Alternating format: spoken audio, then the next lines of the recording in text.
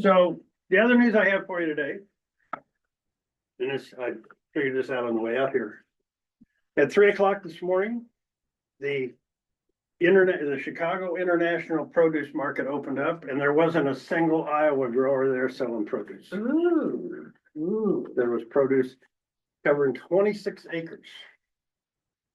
And that Chicago International Produce Market is about the third largest in the country. And they will be closed at noon today and every day. And there's nothing left over in that 26 acres when they close. Everything comes in, goes out. When Bob and I first started talking, we met in Chicago. So he wanted me to, come out in Iowa and talk a little bit about growing produce. Like, well, how are we gonna handle it? Bob said, well, I got a friend that's got a warehouse. We're gonna warehouse it. Like, Bob, you don't warehouse produce. You pick it and you take it to the kitchen table. Food doesn't enter warehouse. And if you have the opportunity to go into a big terminal market like Chicago, New Jersey, Philadelphia, it's just amazing. I mean, the trucks that come in, the speed they unload, the speed that they sell at, and everything empties out. In Southwest Michigan, in Benton Harbor is a Southwest Michigan fruit market, and it handled produce and produce. It's virtually a ghost town today because Myers, and I was a party of the Myers contract, but Myers and Whole Foods and others have gone to the growers and contracted directly. So in Michigan, everyone's scaled up to where the trucks can come to their farm. Yeah. And there's no reason to go to the produce market anymore.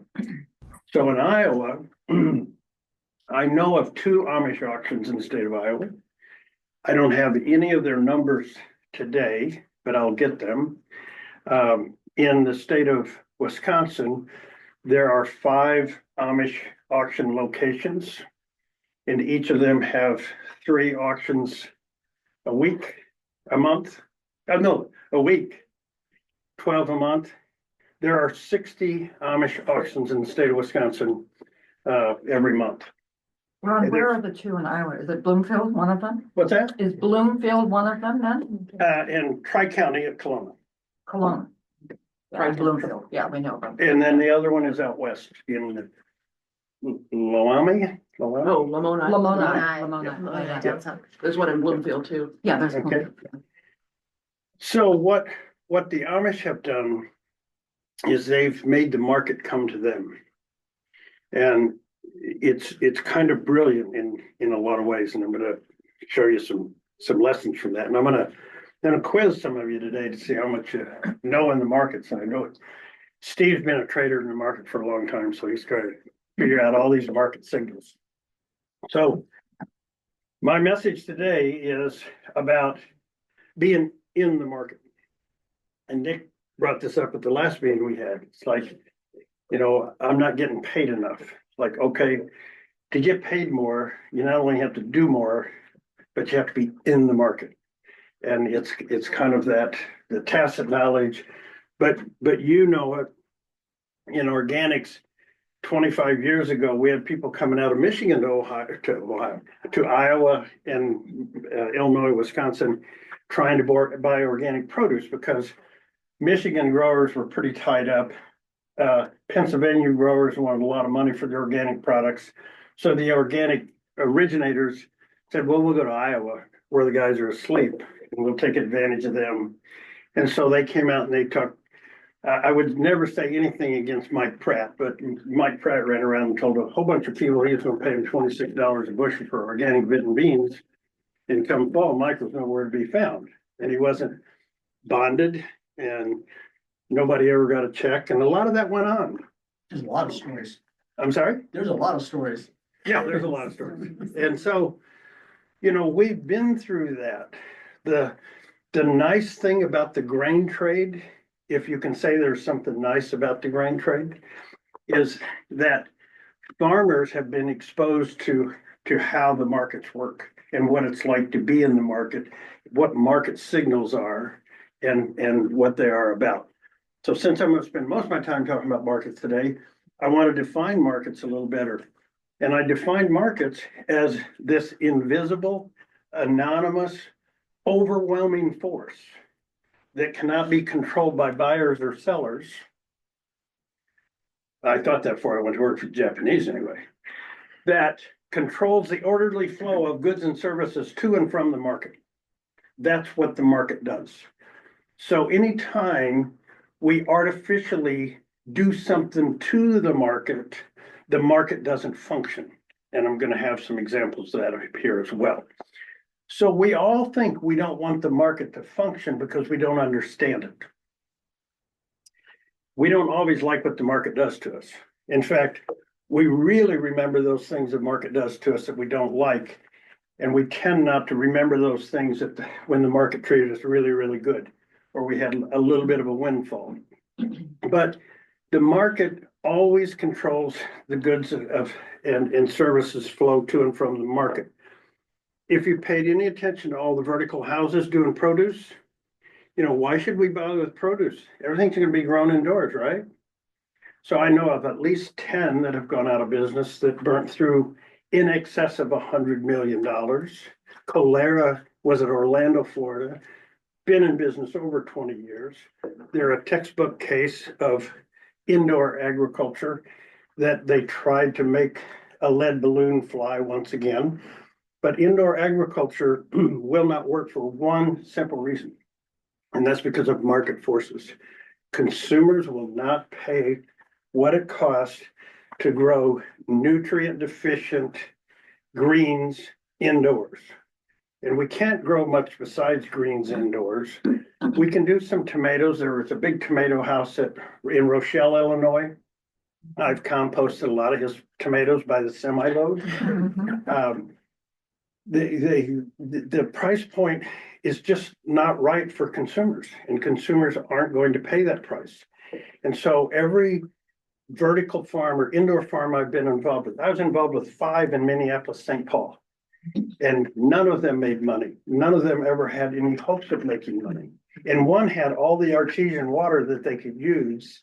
They didn't have any electricity to pump water, and there still was no hope of making it. I worked with Farmed Here out of Chicago, and I kept telling them that their business model was never going to work. And despite them raising millions and millions of more dollars, it still wasn't going to work. So what did they do? They opened a second facility in in Bedford Park. And so then they filed bankruptcy. So there is no threat of produce being grown indoors. We're going to grow produce outdoors. We're going to grow it seasonally because that's what we have. We have seasons, and we have freezers and all kinds of processing equipment to extend that. The Chicago market, I mentioned, functions 12 months a year. They get their goods from the Midwest in a very small window. California, as you know, is in trouble. They're in trouble from a rainfall basis. They were in trouble in the 1600s, the 1700s, the 1800s. They're still in trouble. Their rainfall patterns have never been right in California.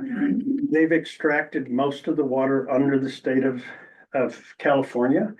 And if you go to Napa and Sonoma counties where they're still pumping the water out, the salt water from San Francisco Bay is seeping in. And those soils are all now what they call sodic soils. They're full of salt. And jacuzzi vineyards in Sonoma counties are dying because there's too much salt in the soil. And it's going to continue on that track. Today, we need about 1 million acres more vegetable production. There's only one place in the United States it can come from, and that's the Midwest. We have stable water.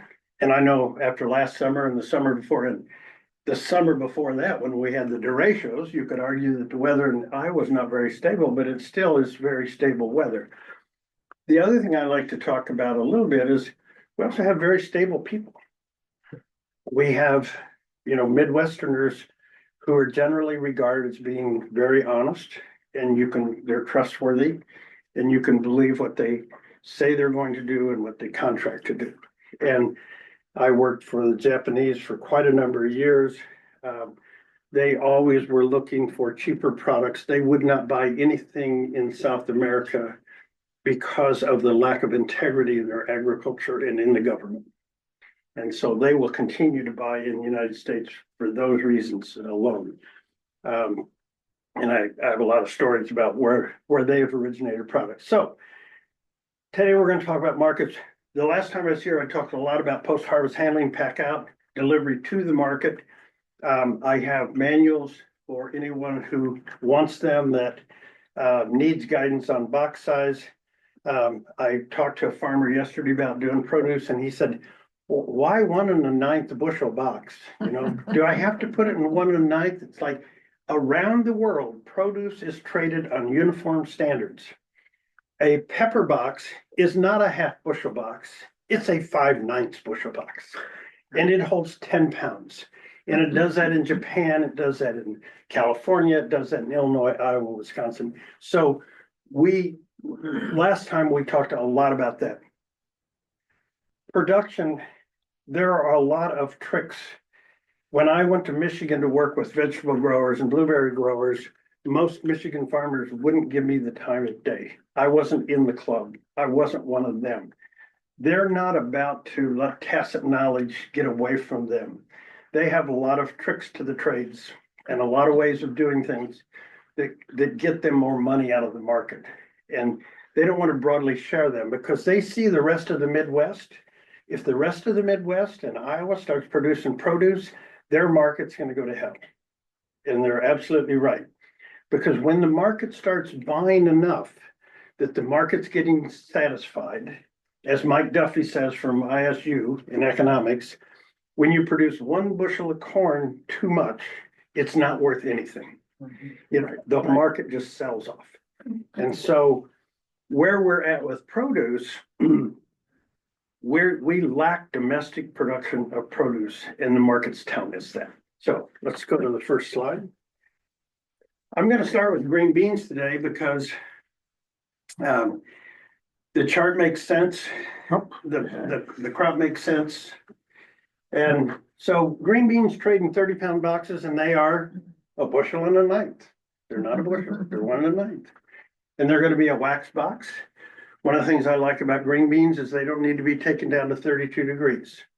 They need to be harvest dried. They need to be harvested clean. They need not be washed. They need to only be sorted.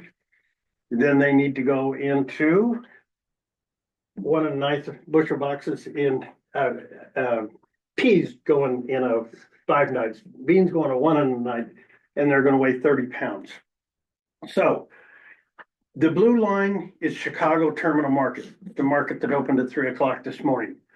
These are the daily prices paid, and we only picked out 2 days a month.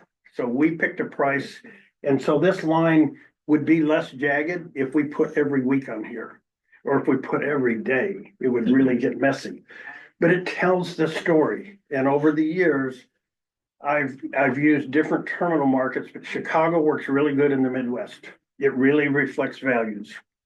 And so the Amish markets open in Wisconsin in May. They close at the end of October. So these are the only times those market trades. These prices are the average prices paid over all locations, over all weeks, taken twice a month. And so we get here to May, and the market in Chicago is trading down here at $20, just under $20. Wisconsin green beans trade at 72. How come? There's not many coming to the market. Wisconsin growers don't typically sell green beans in May.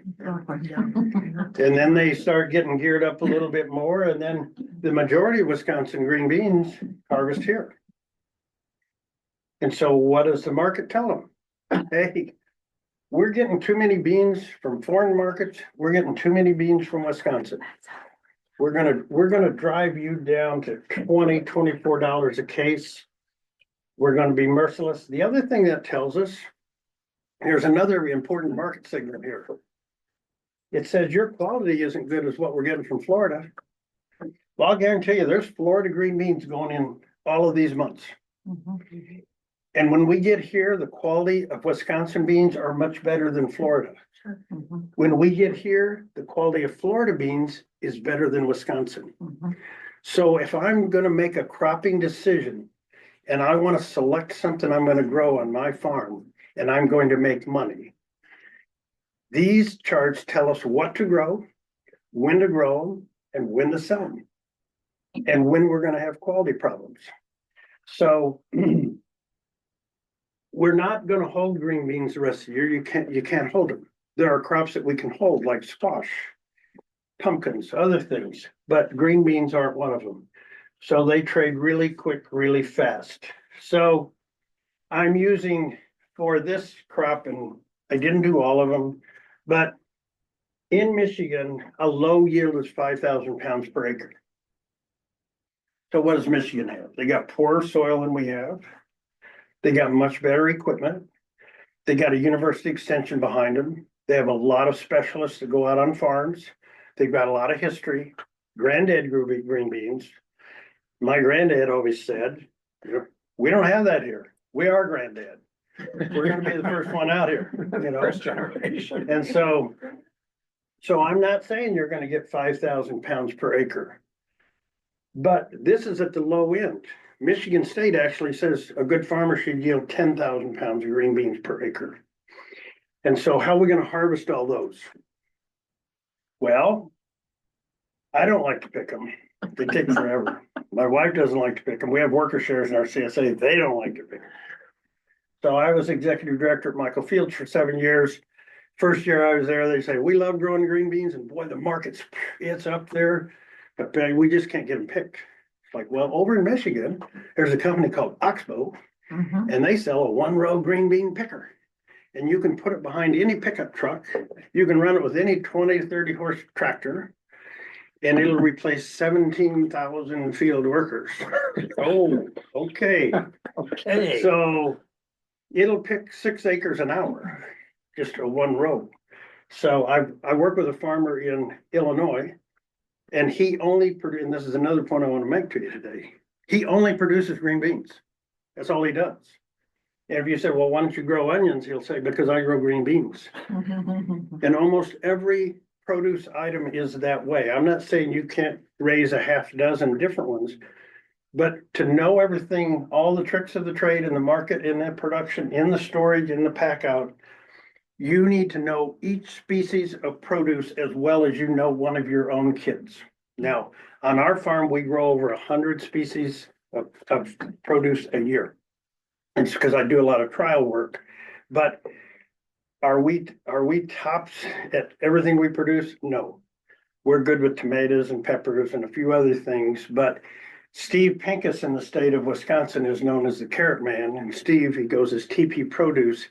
He produces Wisconsin's majority share of carrots, and that's primarily what he does is carrots. Wonderful farms in California, the Resnick family, produce 80% of the carrots sold in the United States. They do carrots. So, What do you think about root vegetables and clay? I'm sorry? We've got clay here, so it's hard to grow. They don't In grow. my garden, it's hard to grow. they don't grow. Potatoes don't like it. Carrots will be stubby, short, fat. Yeah. The market's gonna say, we don't like your carrots. They don't like them at all. We don't do carrots. We got heavy soils. We don't do carrots. And we don't do, for our CSA, we don't do potatoes. Why? Because the Eigel family is in the central sands of Wisconsin.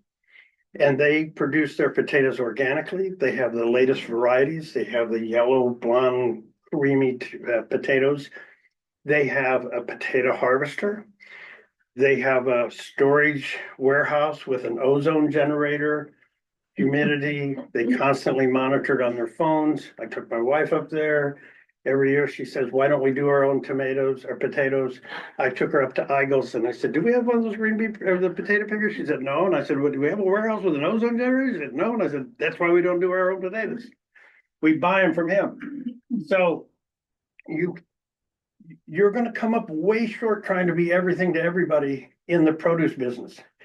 If you can get down to where you do 5 produce items really, really good, you're going to be really good and you're going to be well hedged off in the market. I was going to put a weather graph overlay on these today, but I didn't get around to it. What I like to grow, I want to grow some sugar snap peas that I can harvest early and go to the market. I want to grow some things in midsummer or get my green beans out early and go to the market. And come fall, I want my full season crops to go to the market. So I want 3 produce items to be profitable, short season, mid-season, long season.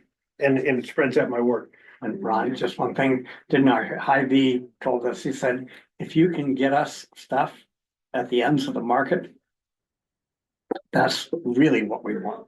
We can get stuff in the middle of the market, but if you can give us stuff in the beginning and the end, that will really go for it. Depending on species. Yeah, yeah. Green beans, forget it. I mean, if we're Yeah, doing a yeah. greenhouse. If you're gonna go operation, out it's and different, produce but, green beans for the end of the market, you're just gonna get beat up.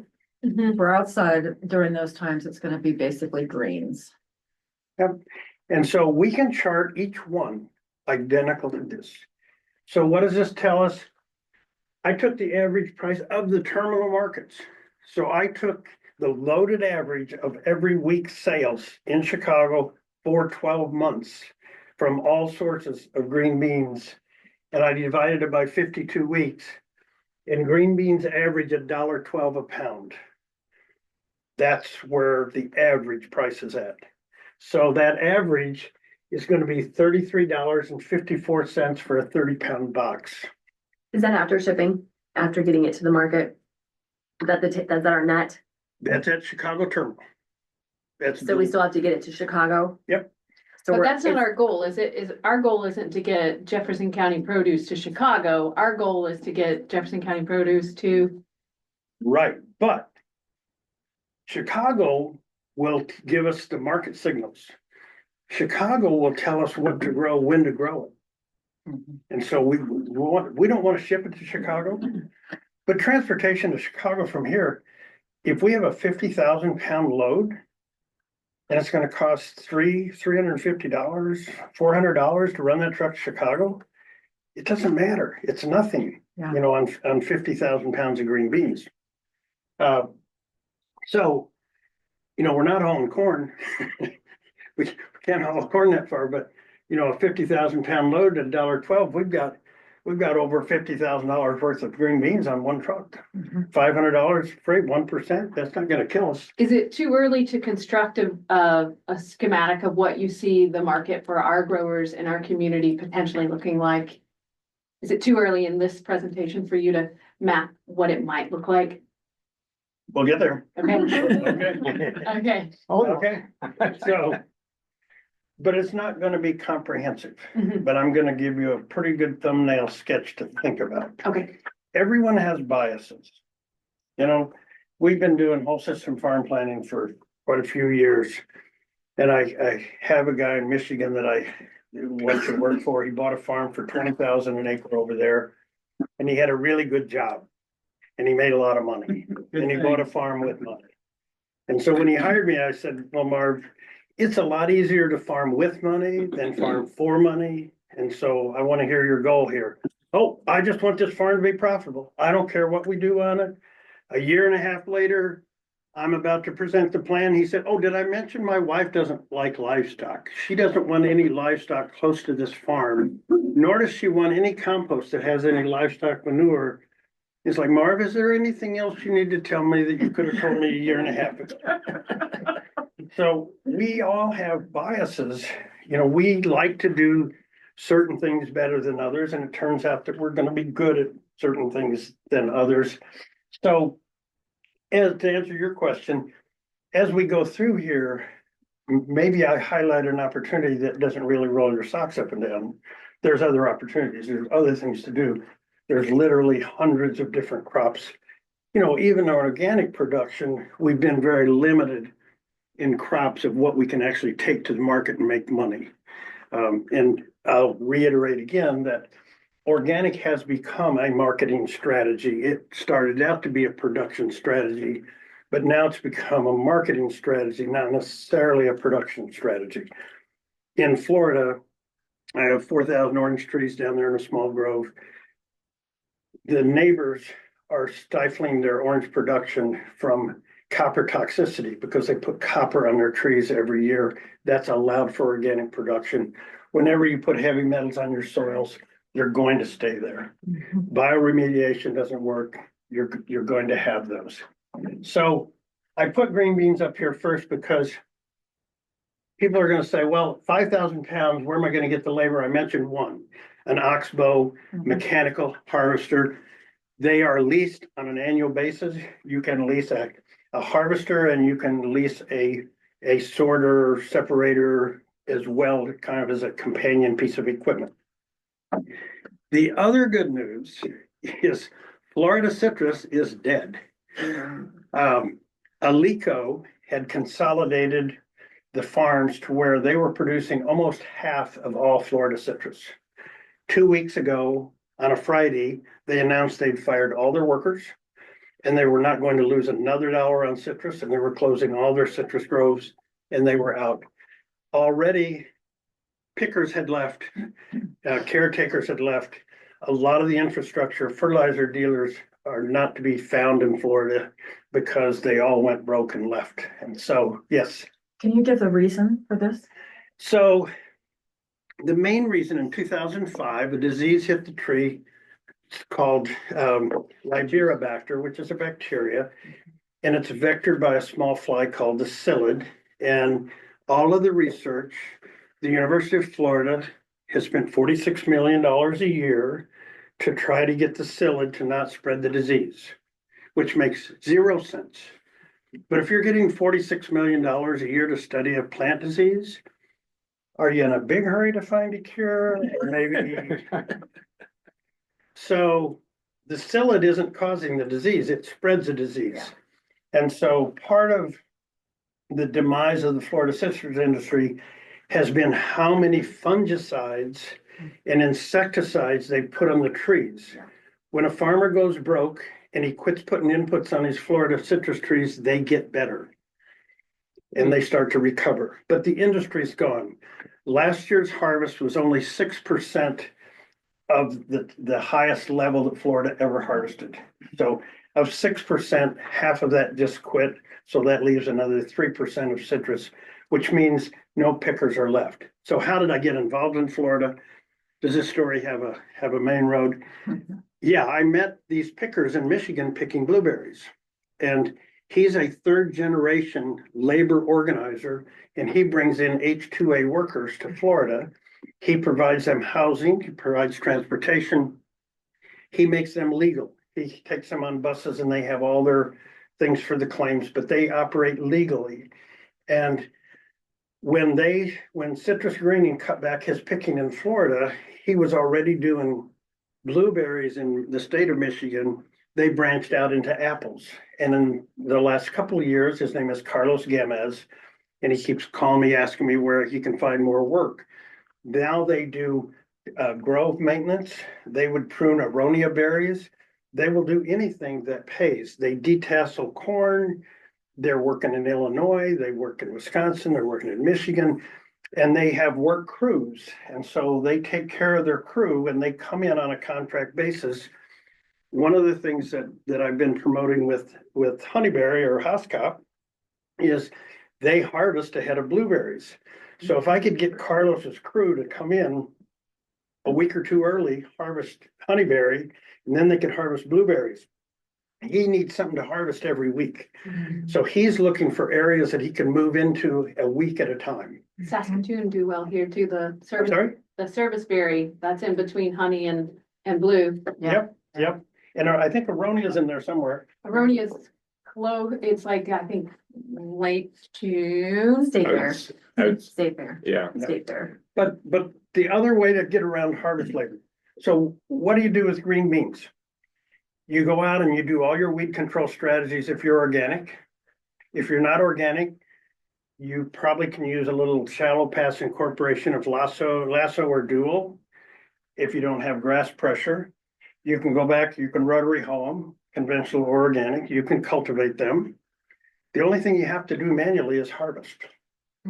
So you can either use a green bean picker or you can use a work crew that you bring in on a contract basis, on a per field basis. My My Rockford, Illinois guy has got 600 acres of green beans. He has a 5-row self-propelled green bean picker because he doesn't want to hire help. I watched that in a video yesterday, and it was the same brand you're talking about, yeah. Yeah. I mean, it's used in Europe, it's used in America, yeah. Yeah, he doesn't want labor, Yeah. you know, and that's kind of where we're at in corn beans. I'm not criticizing corn beans, I'm just saying we haven't been able to get labor nor pay labor or provide jobs in corn soybean production, so we've been able to do it mechanically. So let's go to the next sheet, but we're grossing $6,720 an acre. So I'm going to use Iowa State's economic worksheet. I'm not going to use Michigan's. So when I plug the numbers into the crop decision maker put out by the extension guys at Iowa State University, they calculate based on everything, how long it's going to take us to borrow money, et cetera. And they come down to here and they say that we've netted $5,116 per acre. And I'm not sure, but I think that's a little bit more than what they're making on corn these days. No, there's no government subsidies for these. Yes, there is crop insurance. Mhm. The downside of crop insurance, you got to establish a history. You got to have 1 year of what I call, you know, flying naked in the market. 3. Last time I knew it was 3. 3, When I talked to them, they're pretty. I talked to a lot of people who tried to sell me on it. They're like, you know, you just need this. But when I talked to the guy in Michigan who like runs a lot of policies, whole farm policies there, he's like, you might be able to sneak in at the 3rd year when we use an exemption year and, you know, like tweak it. But that's what he said. Okay. And Well, yeah. wasn't that long ago, there wasn't any insurance. Mhm. Absolutely. Yeah. So we're making headway. Yeah. We're not there, but there's a lot of advocacy around it. And I'll guarantee you, when the USDA finally realizes we need 1 million acres more of vegetable production in the Midwest, there will be farm programs for it. Yeah, I agree. So not yet today. So I would say starting out doing green beans, mechanical picker, this is the best case scenario. You know, you have no experience growing this size field. How many acres would we need collectively to make a mechanical picker a reasonable option? I'm going to say the lease on it is probably going to be maybe $1,000 a season. Okay. So what, I don't know what we have in here for labor. We've got 200, we got about 377 an acre for labor. Can you get the machine when you need to harvest them? Can you get the machine when you need to harvest them? Yeah, Okay. how many, I guess it's really gonna depend on how many acres at each farm. When they're planted, we'll have to stagger the production a bit Right. so that we're, So in 2002, I went with some people from Organic Valley, Wisconsin Department of Ag. We were in Europe for 2 weeks. We were on farms every day. We were on organic farms, we were on biodynamic farms. Every village we went to, every community we went into, they all shared equipment. They shared planting equipment, they shared cultivating equipment. All of the tractors had front mount 3-point hitches, front mount PTOs. Very seldom did a farm go to the field that he only had 1 implement on his tractor. He had 2 implements. Everybody knew when the other guy got the planter, when they got the harvester. They all worked together on it. I know we can do that because we did it back in the 50s. When I was in grade school, all of us boys were out of school when we filled silo and when we picked corn, when we planted corn, but we filled everybody's silo. Everybody filled everybody's silo. Somebody had a blower, somebody had the chopper. We all had tractors, we had wagons, we all went together. We just went around the community, we filled everybody's silo. I would say, you know, if you start out with 1 green bean picker, you don't have a lot of risk in capitalization. And oftentimes in produce production, and I've been on a lot of farms where somebody decides they're gonna do produce, they go out and spend $150,000, put in a walk-in cooler, a walk-in freezer, build a shed, put in washers, buy some equipment, and then they say, where's the market? And the market won't tell you. And this is what I keep saying about capital and Hy-Vee. They're not gonna tell you what you need to know what to produce and when to produce it. Yeah. They're going to tell you what their low price is of where they buy. Mhm. And they might tell you their high price. But neither of them do you any good in making a decision without the other information that goes with it. So let's go to the next slide. Broccoli. Steve, you're astute. What's the market telling us? This is the Amish auction. This is California, Florida. Ain't growing the right crop. Saying don't grow it. Don't grow broccoli. Why? You can't meet the quality standards that's coming out of California. When you take butternut squash to the market, a US #1 maybe allows you 30% discoloration. A US #2 allows you 50% discoloration. You know how much discoloration you can have in broccoli? Zero. Not because it's the law, not because it's a regulation, it's because of consumers. Consumers will not buy broccoli with any blemishes. It's got to come out of the Central Valley in California, Mexico, someplace else. My wife loves to grow broccoli. We do have an expert broccoli grower. He's not in I'm the sorry? room. We do have an expert broccoli grower right here. You know, I like broccoli. I like to grow broccoli. The market says, don't come to the market with it. Okay. Give it to your friends. Eat it at home. Well, we'll Sell it sell, at the we'll farmer's sell market. hyper locally, yeah. Sell it at the farmer's It's market. certified organic too, so. You're already losing money in the farmer's market. Yeah. Just go ahead and lose money on it too. Doesn't matter. Now, he goes direct to, well, wholesaling it, Right. but still, he's getting a good price. But by and large, these are the signals the market's given us. Yeah, I hear you. Okay. No reason to talk about, and incidentally, you get 18 to 20 heads in a 20-pound box. Next slide, please. Brussels sprouts. Are the Amish trying to grow it year round, or are they just, there's just not selling it, so there's no data? Are they selling it for zero? None shown up at the market. Yeah, really. None shown up. So Brussels sprouts, full season. You have to have plants to start them. You need to transplant them. A lot like collards in a lot of ways. They're a brassica. They'll withstand 16 degrees temperatures. A lot of good things about Brussels sprouts. We put them in our boxes, cut them with a chainsaw. They put a big taproot in the ground. So does broccoli. Yeah. And it breaks that plow pan and helps water infiltrate. And they do wonderful things to the soil. But so does buckwheat. Yeah. And there are other crops. You know, we don't have to have those. I didn't do kale, but I don't think kale is in this part. But this just says the market isn't going to buy it. You know, whatever avenues you have to sell it, but don't try to bury outside debt. Next slide, please. Okay, green cabbage. This one surprised me. It really, really surprised me.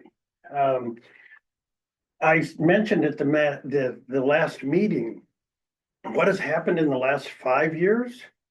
Produce values have been creeping up, and we've all been asleep, and nobody's noticing, nobody's listening to the market. But cabbage, you know, we used to, get 10, 20 cents a pound for cabbage. This is 50 cents a pound.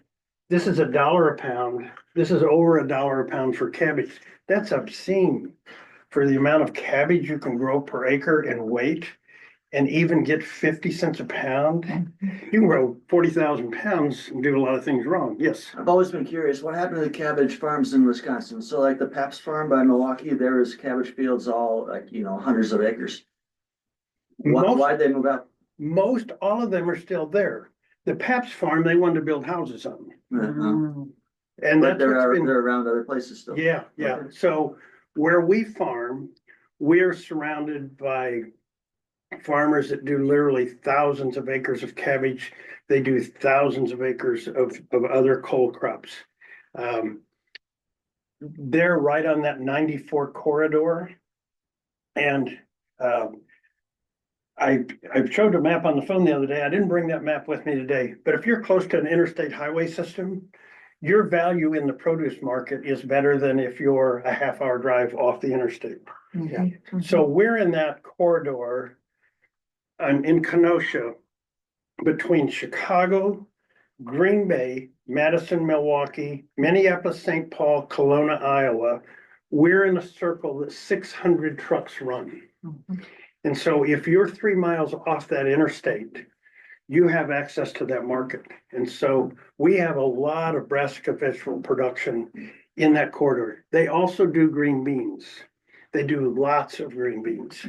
They bring a fleet of green bean pickers in, and they have semis lined up like they've got a new John Deere X combine combining corn, and you're lining semis up to leave every 10 minutes. That's what green bean harvest looks like around Kenosha. And those guys are making money. They have new equipment. They have nice equipment. They plant a little bit of corn and beans as a rotation crop to their vegetables. And yes, How will we get our beans or cabbage to market then? how we get them to market? How will we get it to Chicago? Well, we don't need to take it to Chicago. Oh, we need to connect with the route. We need to get on the trucks. Yeah, so it could be Kelowna. Right. Yeah. And this is something I keep telling Bob all the time. It's like, how do we get on the Hy-Vee truck? Well, we don't need to produce it here and take it to Wisconsin, but Hy-Vee trucks are in Wisconsin every week. Right. They're there at every auction. And so it's the Hy-Vee buyer that's setting these prices. Yeah. When you go to the Amish auction in Wisconsin, the Hy-Vee truck's sitting out front, the auction starts, and there's a lot of mom and pop restaurants there. There are other smaller businesses. So the Hy-Vee buyers just starts going down the line. About every 15 seconds, they're knocking off another pallet. Whatever price they're buying at, Mhm. you're gonna have to bid over that to buy anything. Right.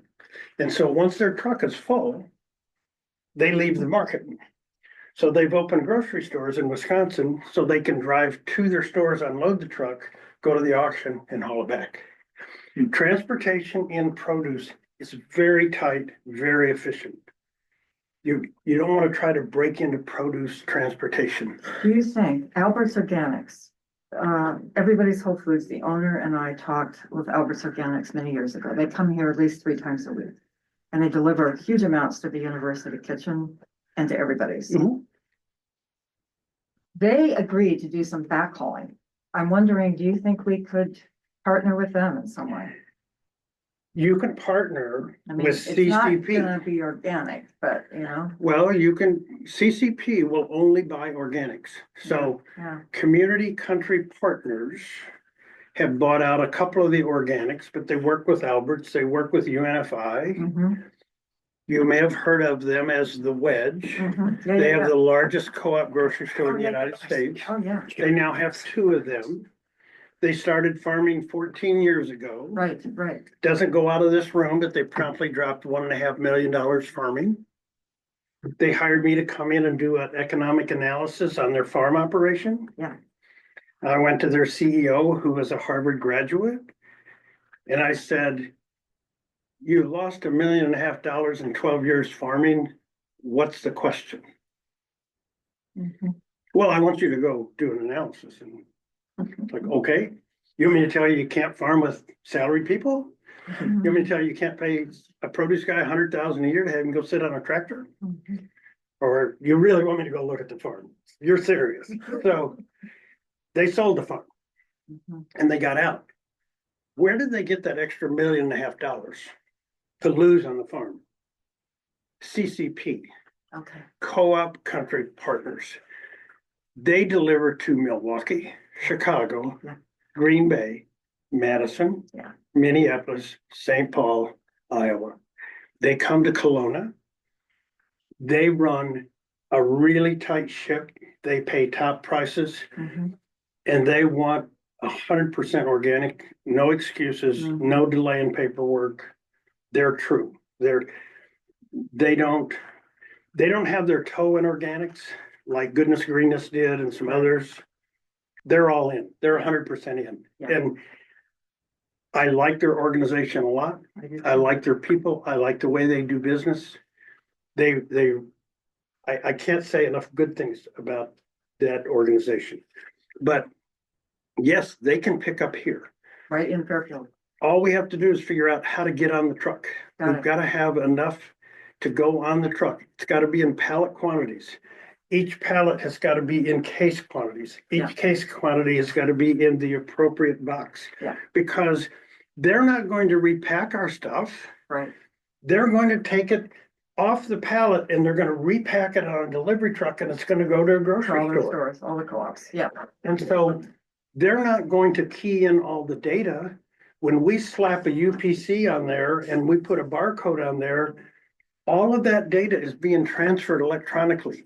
There's not a grocery store out there that's of any size that inputs any inventory data or any price data. It all comes from the tag. Mhm. And so when we have a pallet here ready for the truck, it's gonna have one tag on there that information can go in there.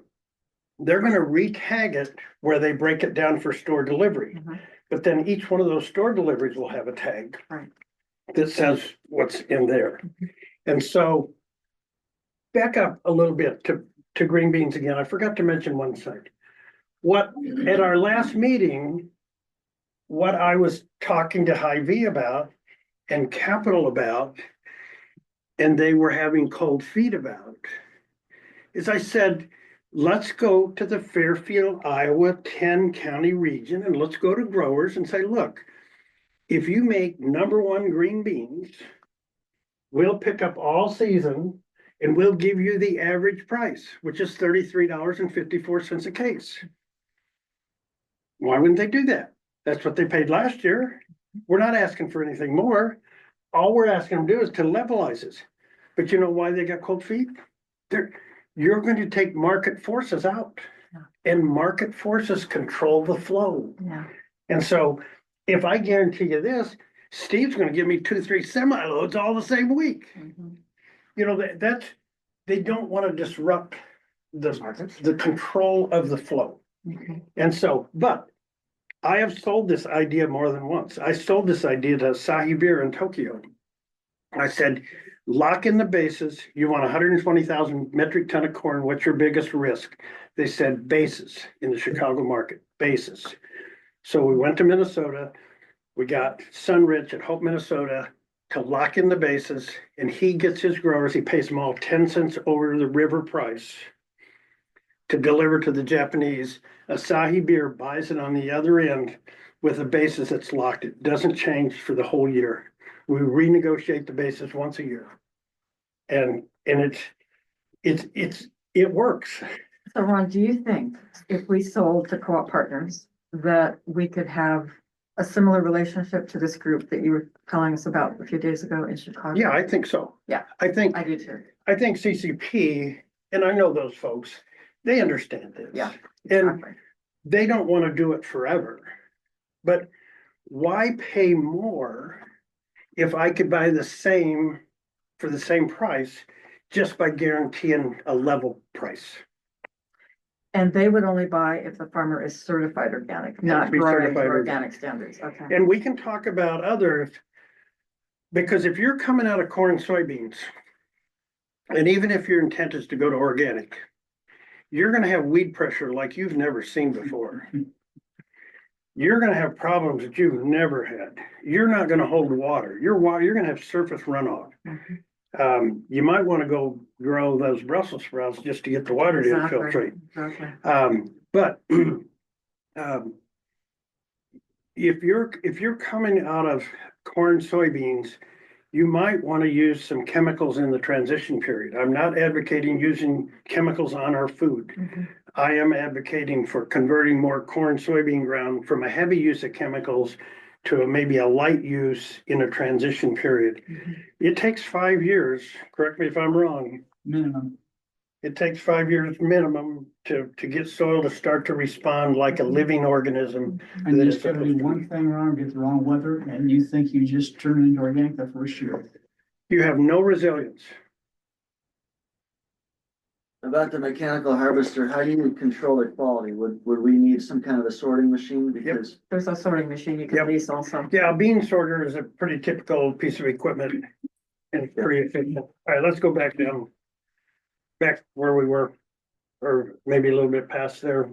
What is the minimum viable aggregation space for, like, say we pick 3 crops? And they're, they don't have to be brought down to 32 degrees, they're reasonable, easy to grow, first transition crops, not certified organic, we managed to get enough growers to commit to quantity. what type of minimal aggregation space do we need in order to have someone like CCP, the non-organic version, come to us? Every pallet weighs a ton, 2,000 pounds. Every pallet takes up 16 square feet. Mm-hmm, You can't stack them. mm-hmm, So space wise, you need 16 square feet times the number of pallets. A truck will hold 50,000 pounds legally. Very seldom does a truck have more than 40,000 pounds. So at 40,000 pounds, you're gonna have what, 20 pallets, Mhm. 22. So I would say, let's just say 16 is gonna be a truckload. Nobody wants a truckload. They want less than a truckload. Mhm. So in Florida, we ship somewhere between 2 and 6 pallets per shipment. of one produce item. Yeah. And so you might have 3 different items on the truck of 3 or 4 pallets each, or. Or all the same. Well, But I would say minimum quantity would be 2 pallets, 4,000 pounds. And a maximum, even in Florida where we have, I work with a guy down there who's got 400 acres of tomatoes. You know, they go out 6 pallets at a time. Why? Those trucks are picking up other items and they're making a weekly run. They don't want it full of tomatoes, Mhm. you know, and so. they So it's a want- loading dock that a semi can back up to, a forklift. Not necessarily. A lot of my Wisconsin guys don't have loading docks. They load with a forklift. Yeah, that's Okay. what we always do. And then a pallet jack on the truck and they just move that around. Don't ever get on the truck. I tell my people that all the time. Uh-huh. Mhm. Unless you own that truck, you're licensed to operate that truck, don't get on the truck. Mhm. Our job is to set it on the back of the truck. And they'll move The it. hand truck belongs to the driver. Mhm. Loading the truck belongs to the responsibility of the driver. When he signs that piece of paper, the chain of custody has transferred from us to him. Mhm. Those things are all critically important, and I've been in the midst of things that went wrong that, Mhm. you know, things were violated at that point. So Ron, out at the farm, we used to load into the truck, into the semi, and then they had their own pallet jack that would take it back, you know. Right. Yeah, that was high beat. Right, and what happens if I get on the truck and I'm gonna help him move that pallet and I get crushed up against another No, pallet? we never got on the truck. Never get on We the just truck. put it into the, and then they tow it, just like you explained, Yeah. yeah. So About that, the 2,000 pounds, so if there's tomatoes, squash, do you always fill the pallet to 2,000 pounds? No. No, some crops aren't that way. Some crops are more. So I just use that as a rough number. But some of the boxes, when we ship blueberries, they're generally in clamshells. Not because the grower wants to make them ready to set on the shelf for sale. It's because they don't shake across the roads on the semi trailer if there's too much weight in one box. Right. You can ship a 10-pound box of blueberries and it may get rejected when it gets there. So there's a lot of 5-pound boxes shipped, but what most buyers want, they want clamshells. So in blueberries, one of the tricks of the trades, a pint's a pound the world around, right? Everybody knows that? Mhm. A pint of blueberries weighs 12 ounces. Mhm. What's a half pound of blueberries weigh? 6 ounces. And so when you're selling blueberries and you're getting so much a pound, you're only putting 3/4 of a pound in a clamshell. If you've got 10,000 clamshells on a truck, those pennies kind of add up. Mhm. And so blueberry growers' profit is in the difference between 12 ounces and 16 ounces. Because they paid by the pound to have them picked. They paid by the pound for everything else. And when they go to the market, they get paid for 3/4 of a pound as being a pound. Yeah. And so when they tried to get the Michigan blueberry growers to pack in clamshells, like, okay, we'll do it. You know, that's a moneymaker.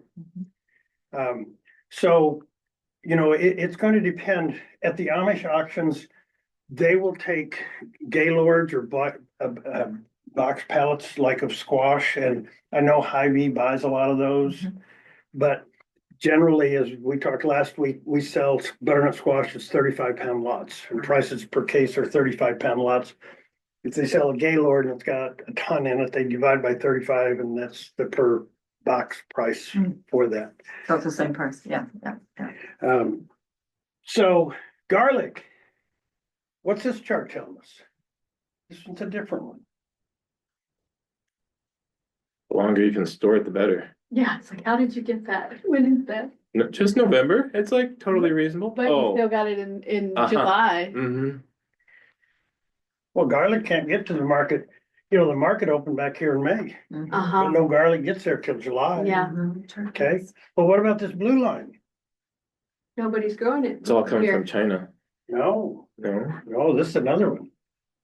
California satisfies that market. They have flat pricing. They get exactly the same for their garlic every week, year round. Hy-Vee said, oh, we never do that. No, nobody does that. That's Chicago terminal prices. No, they pay exactly the same every week. Why? There's plenty of garlic in California. And it's white and it's nice and it's worth exactly the same thing every week. They can satisfy the market. We grow that nice red German garlic that everybody loves. They don't grow that in California. Mhm. So when our garlic comes to the market, $345 a case. You better go home and make sure that garlic's put away. Yeah. You're in the chips, buddy. Yeah. better get the cooler. So this is these go in 6, 8, and 10s.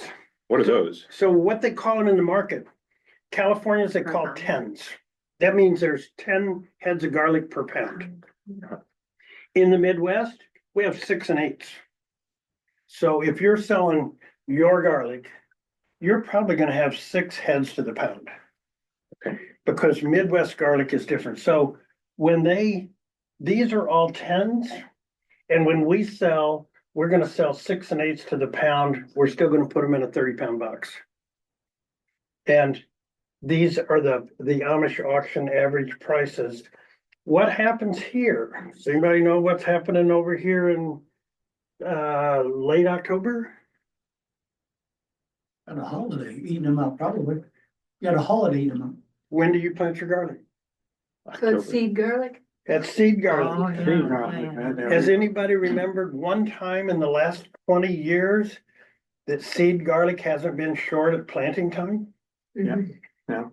I'll guarantee you, get on Amazon, look for seed garlic in mid to late October, everybody's sold out. Yeah, that's I okay. plant my own. So how much of that garlic's gonna go to the Amish auction? Almost none of it. Mhm. And so, you know, the mom and pop restaurants are there. Hy-Vee's not gonna buy it at that price. But people that want Midwestern garlic, this is their last chance to get it until next July. Mhm. And so when am I gonna sell my garlic? You know, and we do this, we go to the market and said, you know, we're poor, struggling farm out here trying to put shoes on the kids and we're trying to produce local foods and we're doing organic, we're doing all the right things for the right reason. Just give us a little bit more money and we'll do it. It's like, no, market at the right time, give us a lot more money. You know, you have to be in the market. Well, on the California garlic market, they produce all their own seed. They just, yeah. Yeah, in fact, they grow garlic from seed. They do it a Yeah. variety of ways, Yeah. but that market is so saturated. You've got slots. If you're a California grower, you're gonna fill your slot and, you know, it's like, next slide. Okay, sugar snap peas. Why do I like sugar snap peas? And answer your question, it's another one I'm big on for this area. Grows good here. Yeah. That's one reason. The other reason, we can plant early. We can plant it the last week of March, first week of April. We can get our peas in the ground if the dirt will work. If you can plant oats, you can plant peas. And so what else do we like about peas? They're a legume. They put out nitrogen. What else do we like about them? They come off early, harvest early. In fact, wherever you harvest your peas, if you go in and put broccoli, you may not have a market for it, but you can grow really good broccoli after peas. They liberate the calcium and the phosphorus. Mhm. Absolutely. It's getting tough here though, because we've had like 90, 100 degrees in May, Mhm. so they'll burn up. Real quick. Yeah. Peas or broccoli? Peas. Well, broccoli too. I mean, the guy that I was telling you about, he used to grow twice and now he just does fall because it's Yeah. the most reliable. Yeah. They'll So, plant in February. Yeah. yeah, you gotta get them off early. Without a doubt. Mhm.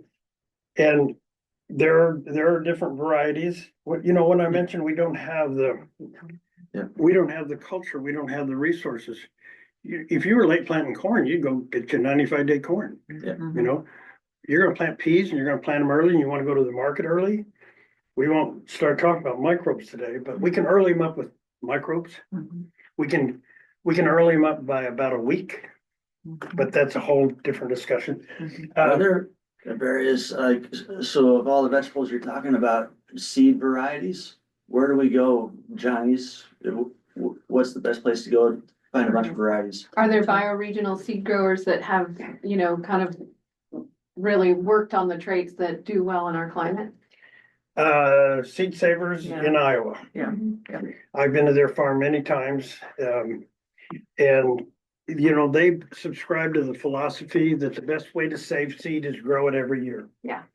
And so if you want to take your seeds and bury them in a cave in Sweden or Norway or some godforsaken place, they're going to pull those seeds out someday and they're not going to grow. And if they do happen to germinate and grow, they're not going to survive in a changed climate. Because as our climate changes, these seeds, particularly oats, adapt to the weather every year. Unfortunately, oats adapt to dying every year. They run, can't think of his last name now. He was a breeder at the University of Wisconsin. One year, he took all of the oats that the University of Wisconsin had saved up until the latest versions of oats, and all the varieties died before they ever went to head because they weren't adapted to our climate. And so we've got the same thing going on with vegetables. I like Seed Savers because they put seed out, they take seed back in, Right. and all the seed they take in was grown last year, so it's now adapted to the climate we had last year. So maybe the peas will start to tolerate some of that hot weather, but I would rather think that we can find earlier varieties of peas. To Lettuce help, you get one variety of lettuce is gonna bolt at 90 degrees, and the next one does fine. Right. I've got incredible lettuce that I grow every year from Seed Savers. It's amazing. And it produces all summer. Yeah. Johnny's is too expensive. We buy a lot of seed from Johnny's. We buy from Totally Tomatoes, which is Wisconsin. We get lots of off types, and off types cost you a lot of money. We planted San Marzanos from Totally Tomatoes 2 years ago. Out of 48 plants, we had 4 plants that were San Marzanos, Mm. and the rest were off types, and that's the worst we've ever seen it. And Totally Tomatoes could care less. No. And I got that great Defiant from them, from Johnny's. It was a mistake, but they produce in a bush like unbelievably. well, Johnny's has been profitable. They grow, they've got seed. If we can get it someplace else, can't think of the name of the place out in Maine. We get a lot of seed from Maine I'll think of them. But what I like about Maine seed is they're grown in a pretty hostile climate, Mhm. and they do really well in the Midwest. Mhm. They're real hardy. We try not to buy onions from Texas, and if you buy things from the South, they tend not to do well in the Midwest. Mhm. But you go north, they tend to work well. Seed Article companies, Farmers of Iowa email, horticulture email list. People ask questions like this all the time on there, Mhm. and there's good answers. People, the CSA farmers and people have been doing this a long time. Yep. Will give good answers. So before anybody starts, ask the questions there. it's hard to beat experience, Mhm. and people that have done it, and you've had high volumes of rain, you've had shortage of rain, you've had extremely hot temperatures. I mean, you've had a lot of weather adversity. One of the things that we have at Kenosha, we've always paid a penalty because we're cooler near the lake. Well, now guess what? In hot weather, we're cooler near the lake. So we tend to do better with climate change, and our rains are more frequent than they used to be. We do get some of the heavier rains, but not like Iowa's had. every place we do a whole system farm plan, we chart 5 to 10 years of weather and heat. Mm. And it varies by region, it varies by county. What doesn't vary is we're seeing higher rainfall events and longer gaps between rains in every county. Mm. And it's typically 2 out of 5 years. But it's not the same in every county and it's not the same years. So it's impossible to make any predictions, based on the historical data. And then 10-year averages become completely worthless because, the last 5 years goes into the 10-year average and the last 5 years has been up and down all over the place. So then when your average smooths the line out, it kind of gives you a false sense of stability So plan on the extremes. yeah. So Ron, can I infer that $16 low point there in September is because the market is just flush, correct? Everybody's got peas then, and that's what brought the price down. People have got peas. Yes, And this was, because they're starting to. this was most likely low volume. Right, by then they're pulling their Yeah. vines already. And I have all the data that goes behind this and I didn't look them all up, but anytime you see an anomaly in the market, I want to know why. Right. It's either poor quality, short in the market, long in the market, there's some reason for that. But this definitely said Wisconsin produced a lot of peas in these months. Yeah. Because these, So the same would happen to us just a few weeks later. one interesting thing in the data from both peas and beans is whether they came from Florida or the Midwest. They're listed as hand-picked and machine-picked. There are not differences in price. They're bringing the same money. And that's because of the sorting. Okay. So, another thing that Michigan farmers do, and I apologize if I've said this more than once, they'll mechanically harvest their blueberries. They'll run them through a $300,000 color sorter. And the ones that are unblemished, they sell as hand-picked. Oh, wow. And then the rest of them, you just go to processing, but 90% of blueberries go to processing anyway. So just to cut out your hand picks, is just a way to add a little bit more money to it. And if you think that's a moral hazard? A taradiddle, a white lie. Yeah, okay, so that's a little bit of a, Michigan blueberry. Georgia blueberry growers belong to the Michigan Blueberry Association. And when they start harvesting their blueberries, they take them to Michigan and they're all sold as Michigan blueberries. There'll be Michigan blueberries on the market and Michigan growers' blueberries aren't ready yet.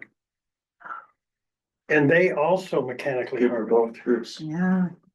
But everyone knows that Michigan blueberries are the best blueberries in the world. They bring the highest price. That's where Georgia blueberries are Michigan blueberries. They belong to the same association. Ron, these are 5 nights packaging, 10 pounds, right? 10 pounds, 5 nights. Yeah. Guy says, you mean a half pound? No, it's 5 nights. Nice. It's not, 4,000 pounds for peas isn't a lot. What I like about peas, they're bringing almost $3 a pound. Yeah. That's crazy. Mm. That's crazy money. We're talking about gross 11,000 an acre. What did you say, Tanya? It's not. I get $8 a pound and they're worth it. They are Oh. work. They are absolute work and you need to get the good quality ones. So how can we Absolutely. harvest? What equipment can we use to harvest these? Green guys? bean picker. Yeah, that's what I figured. Okay. Gotta be gentle. Yeah. Yeah, I don't want to harvest 4,000 pounds. No, me either. Mhm. That's 70 100-foot beds is 1 acre. Wow. Next slide. Okay, we're back to 1 9. We got 15 pounds of peppers. What's the market telling us?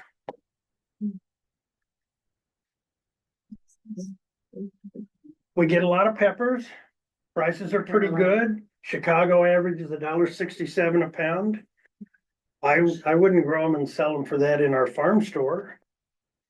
We get more for them in the CSA Oh, box. yeah. Yeah, no Oh, yeah. kidding. And a lot of things can go wrong in green peppers. Yes. Blossom end rot. They're a solanaceous, they're a tobacco plant. They need a lot of nitrogen. They're susceptible to every disease that tomatoes get. They're susceptible to every disease that eggplant gets. They don't have a huge insect problem, but if you want to really have problems, plant them next to tomatoes. Then you have really big problems. So green peppers, you know, the market is almost satisfying it. The big market out there, the California, Florida, South America. But we're getting a little bump in the Amish market. I would say this has increased.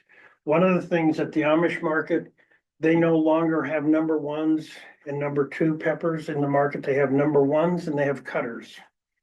And so cutters are the number twos, and a lot of the cutters look like they could be number ones, except that their sizes are irregular. There's nothing wrong with them. And so the restaurants that come to the markets, they buy those cutters, and Hy-Vee buys number ones. But, you know, again, you know, this is Hy-Vee making a statement about local. We'll pay extra to have local in our stores, on our shelves, to satisfy our customers, that we're making a legitimate effort to buy locally. Yes, we just pay a little bit more when we have to.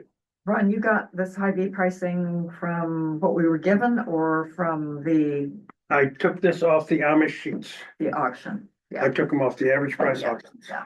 Hy-Vee is the price setter at Yeah, those auctions. yeah. And and I didn't use the high in the market. I threw the highs out for an hour. Do you know about the Bloomfield produce market? With the what? There's a big produce auction in Bloomfield, Iowa. Tri-County? I don't know what it's called, but Southeast Have you guys Iowa. been there? Southeast I've Iowa. been there. Southeast Iowa. Is it- I'm sorry?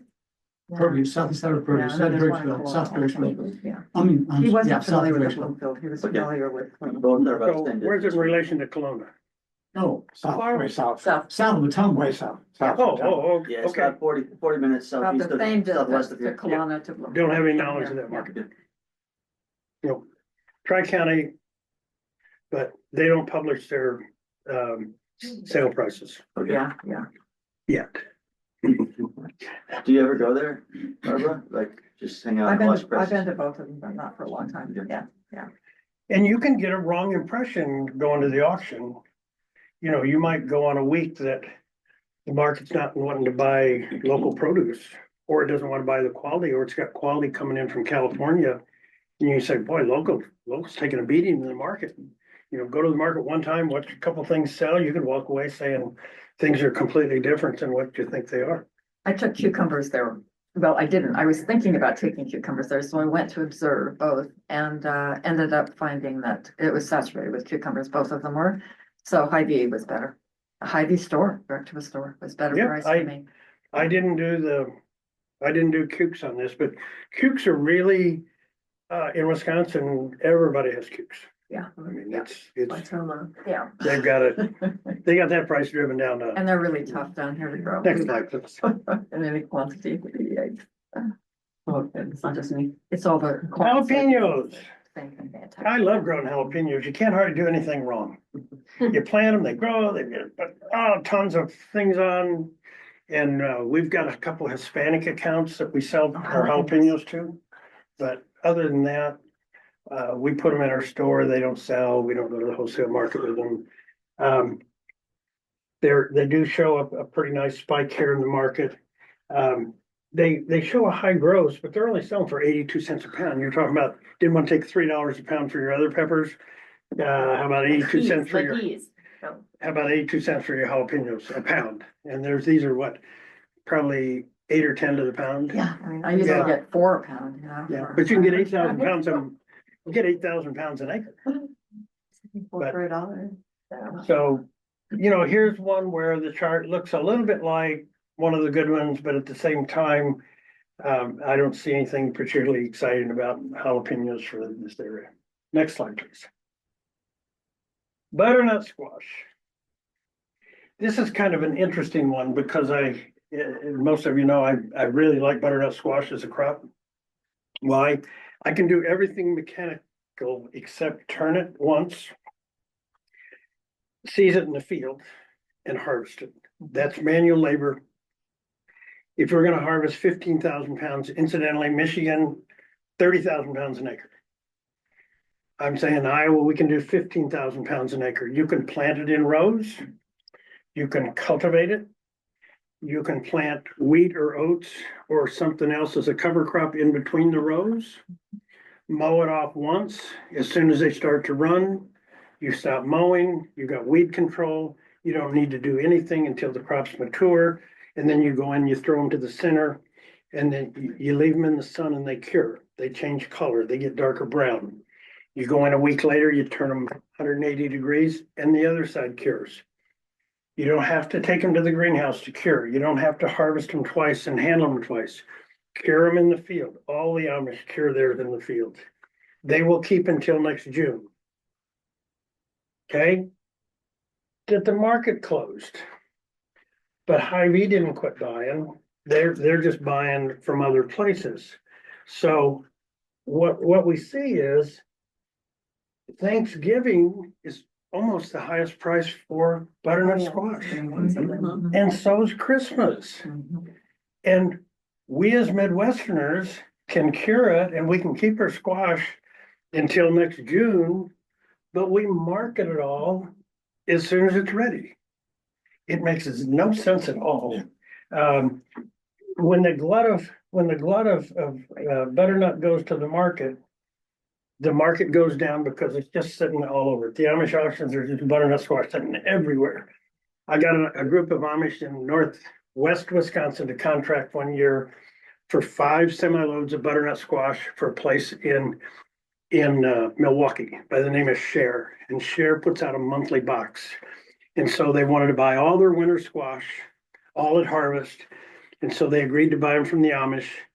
And so I got this group of Amishmen together and we agreed that they were going to produce 5 loads of butternut squash for Share. And it came fall at delivery. They showed up with 11 semi-loads. They had plenty of squash. And so Share absorbed it and they bought it all. But they guaranteed a price. At that time, they guaranteed 35 cents a pound. And it wasn't that long ago. The average price in Chicago is 67 cents a pound. How close are we, Nick? Close. Pretty close, aren't we? Mhm. Yeah. If I can produce 15,000 pounds of butternut an acre, do everything mechanically except harvest, and I got gross revenues of 10,000 an acre, I can deal with that. Oh, I don't have to refrigerate it either.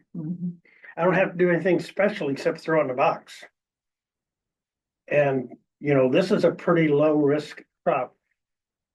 The main disease of butternut squash is in wet weather, you're going to get discoloration on the outside of the squash. That is the main concern with butternut squash. You'll see some blossom end rot early in the season. If your soil is short of calcium or a variety of other things that could cause blossom end rot. But by and large, butternut squash is a pretty easy to grow plant. It's a pretty good place to start. If I'm gonna contract it with Hy-Vee or Capital, I want a contract for Thanksgiving and I want a contract for Christmas. And I'm not gonna give you any in October. Because everybody is going to get up to the market then. Or even come out here and hold it for January. Right. I mean, that money spends too. And that's 29, our average price per pound is 67 at $23 a case. We're up to $29 a case in Chicago. If you end up with those 11 semi-loads of butternut squash, I'll find the truck to take you to the Chicago terminal in January. So Ron, if there's discoloration, can we send that to the processing market or to food service? Have you ever been in the grocery store around Thanksgiving or Christmas Yeah, and looked at the butternut squash and it looks like it was through the war? yeah. It's all beat up. It's Yeah. discolored, 50% of discoloration. So they take it, you're saying, the retail They market take will take it, okay. Yeah, they take it. Yeah, okay. There is Harvest Foods, and Harvest Foods buys a lot in western Wisconsin. They buy a lot from the Amish, and they're really good people. They do IQF, which is individual quick frozen. And if we were to go with our production to the processing market, my first option would be Harvest Foods. They're out here already.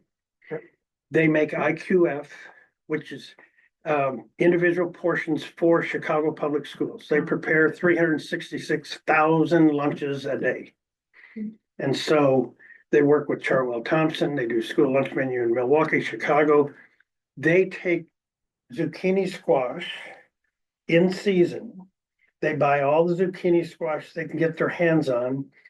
They cut it up, they put grill marks on it, and they put it in individual packet for school lunches and they freeze it. Oh, And so the shelf life is infinite at that point. wow. And it is a market for zucchini in case anybody wants to grow zucchini. Ooh. And they say Walmart used to lock their doors at night so farmers wouldn't drop off their zucchini squash in their. I think this alone, we could work with Flint Ridge to take our produce there, because the semis come in there, and in exchange, we introduce them to this market, which they probably don't know about. Yeah, and you don't want to get in the processing business. No, I know we There's don't, people that do it. but they have this overage of zucchini that's just off the chart. I mean, he calls me and begs me, you know. I've had trouble getting zucchini to stop growing. Yeah, Can't they've get got rid the of it. secret. They What start is- harvesting in early June. It's unbelievable. Zucchini is worth the most when it's a female flower. At that point, it's worth 50 cents. Yeah. And Yeah, it goes yeah. downhill every day after Yeah, that. yeah. What does that market look like compared to, say, Chicago? Is it like if you're taking it to this processing center? Oh, It's gonna be. It's gonna be similar. this. Yeah. Uh-huh. It is the price. You know what Chicago terminal market's telling you about butternut squash? Mhm. Everyone. It's a superfood. Mhm, It's demanded in schools mhm. and it's a pretty level market. You know, what this tells me when I look at contracts, that this is begging for a contract. They want to talk contracts Mhm. because there's not enough volatility in the market to take advantage of you. Wow. If I've got, really good volatility, I'm going to bet that I'm smarter at the market than you are, so I can take advantage of you. But if I got a level market with no volatility like the garlic market, there's no way for me to, as a trader, to make any money off of it. So Ron, where is that coming from? March, April, May? Is this coming from Honduras and things out of the country, or you're saying this Oh, is yeah. Florida? This is Florida or California bringing that? No, we're in world markets and produce. Yeah. It comes from all over the So world. this is Honduras. Could be Honduras. Okay, It, or it may have been Somewhere. Honduras last year and it'll be somebody else this year. Okay. It's coming Okay. from all over. okay. Well, Mexico. Florida is Honduras that does that one. too hot to produce a lot of things. There are no tomatoes in Florida from May till October. It's too hot. It is too hot. Right. Yep. And California has an equally fragile agriculture of what they can. And that's why they thrive good on things like carrots, because as long as you got water on carrots, they don't care what the climate's doing. Right. Yeah, exactly. So they're climate resilient. Mhm. Butternut squash coming from Honduras and other places like that, do they still store as well as butternut squash grown here? Butternut squash has an incredible storage window. No matter where it's grown? Yeah, as long as it's properly seasoned. Yeah. Acorn squash doesn't last so long. Mhm. Acorn's pretty quick. Delicata is called delicata because it's delicate. It's like, it's gonna go bad next week. The worst is strawberries. Mhm. I like to say the strawberry is 2 days long. Yeah, you have strawberries after that, but they mold. Strawberries is just such a short window. Now, the Amish, they do you pick patches, but they grow day neutral strawberries. So you pick strawberries from early June to frost. But they're smaller. They don't look like a Driscoll strawberry. Mhm. They're not a big red thing that's all white on the inside and. So I just want to do a time check and a bathroom break if anybody needed one. We're at 11:30 now. That's like, And does anyone need a restroom? I can point you in the right direction. Right. I'm gonna leave. I gotta get printing. Thanks for coming. We'll put it in the recording. I'll send you the rest. Sounds good. Yeah, Sounds good. Thanks for coming. Yeah. Yeah, Tanya, Do you want a farm visit? if that's up to you, we could probably see about something, but I think we're just too small and too diversified for this. Okay. But yes, Okay. if you want to. Yeah, let's do it, Mark. Thanks, Tanya. Okay, thank you. Thanks. So my last slide is just, This is Michigan's produce yield per acre. And they've got it low, good, excellent, and that's in tons. So if you, I mean, they're looking at 35 tons of processing tomatoes per acre.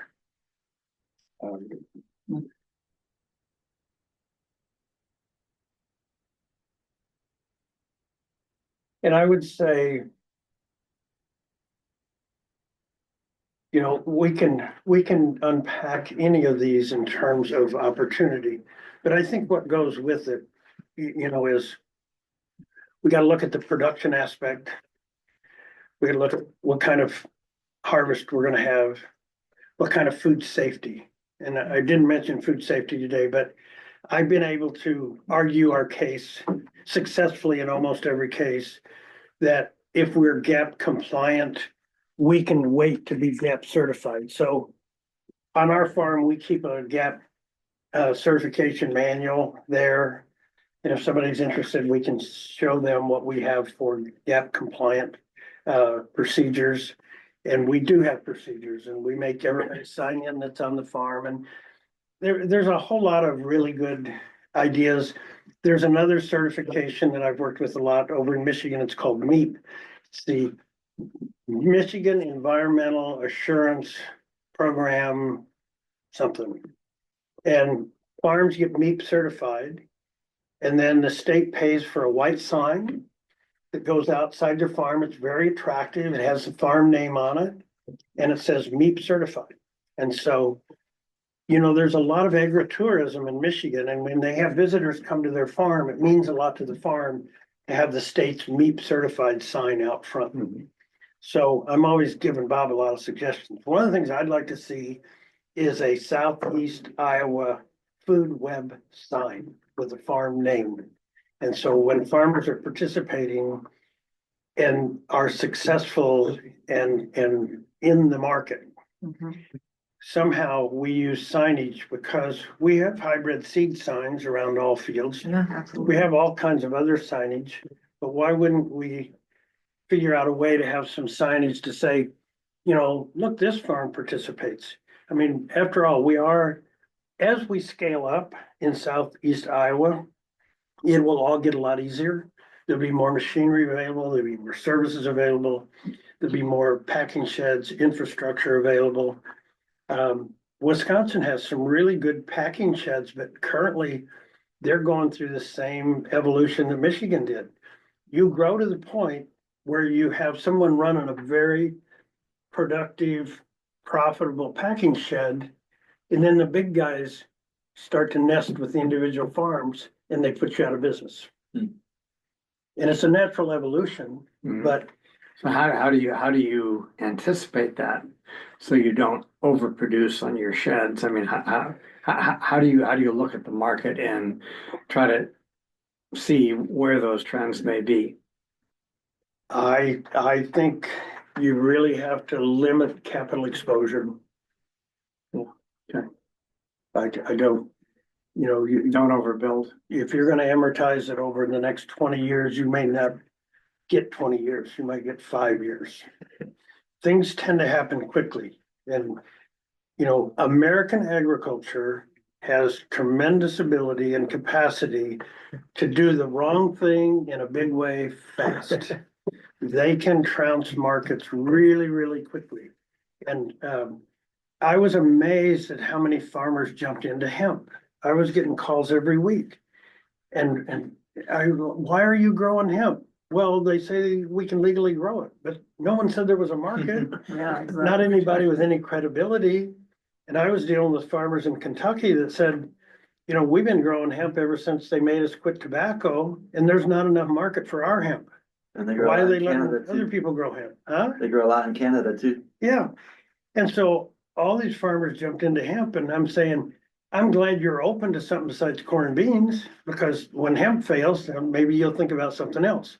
But I think produce is the next logical place to land in the Midwest, is where there's opportunity in Midwestern agriculture to hedge off the market risk of corn, soybeans. It's one market. And so how do you hedge that off? It's also a place to to hedge off your weather risk. Got crops that are gonna come out of the field early, some that are gonna come out midterm, some are gonna come out late in the season. I liked small grains because, you know, we were only out there for half the season, so we didn't get as many thunderstorms and derechos. But unfortunately, corn is a lot more resilient. The corn plant can stand up to a lot more bad weather than small grains. So I think, you know, we're gonna have to pick and choose. How do we diversify our production enough to lower our risk without overextending ourselves and being in markets that we have no business being in? When you're talking about upping vegetable production, are you talking about converting corn and soybean into vegetable production? In time. My first choice right now, let's just say this spring, we're gonna go plow up some ground or no-till some ground and put in vegetables that hasn't been in vegetables before. My first choice would be pasture ground, Mhm. hay ground. Mhm. My least desirable would be corn or soybean ground. Yeah. And so I think if a farmer were going to transition from corn and beans into produce, if he would grow a small grain and maybe follow the small grain with a cover crop and come back next year and do something in 2026 that's pretty low risk.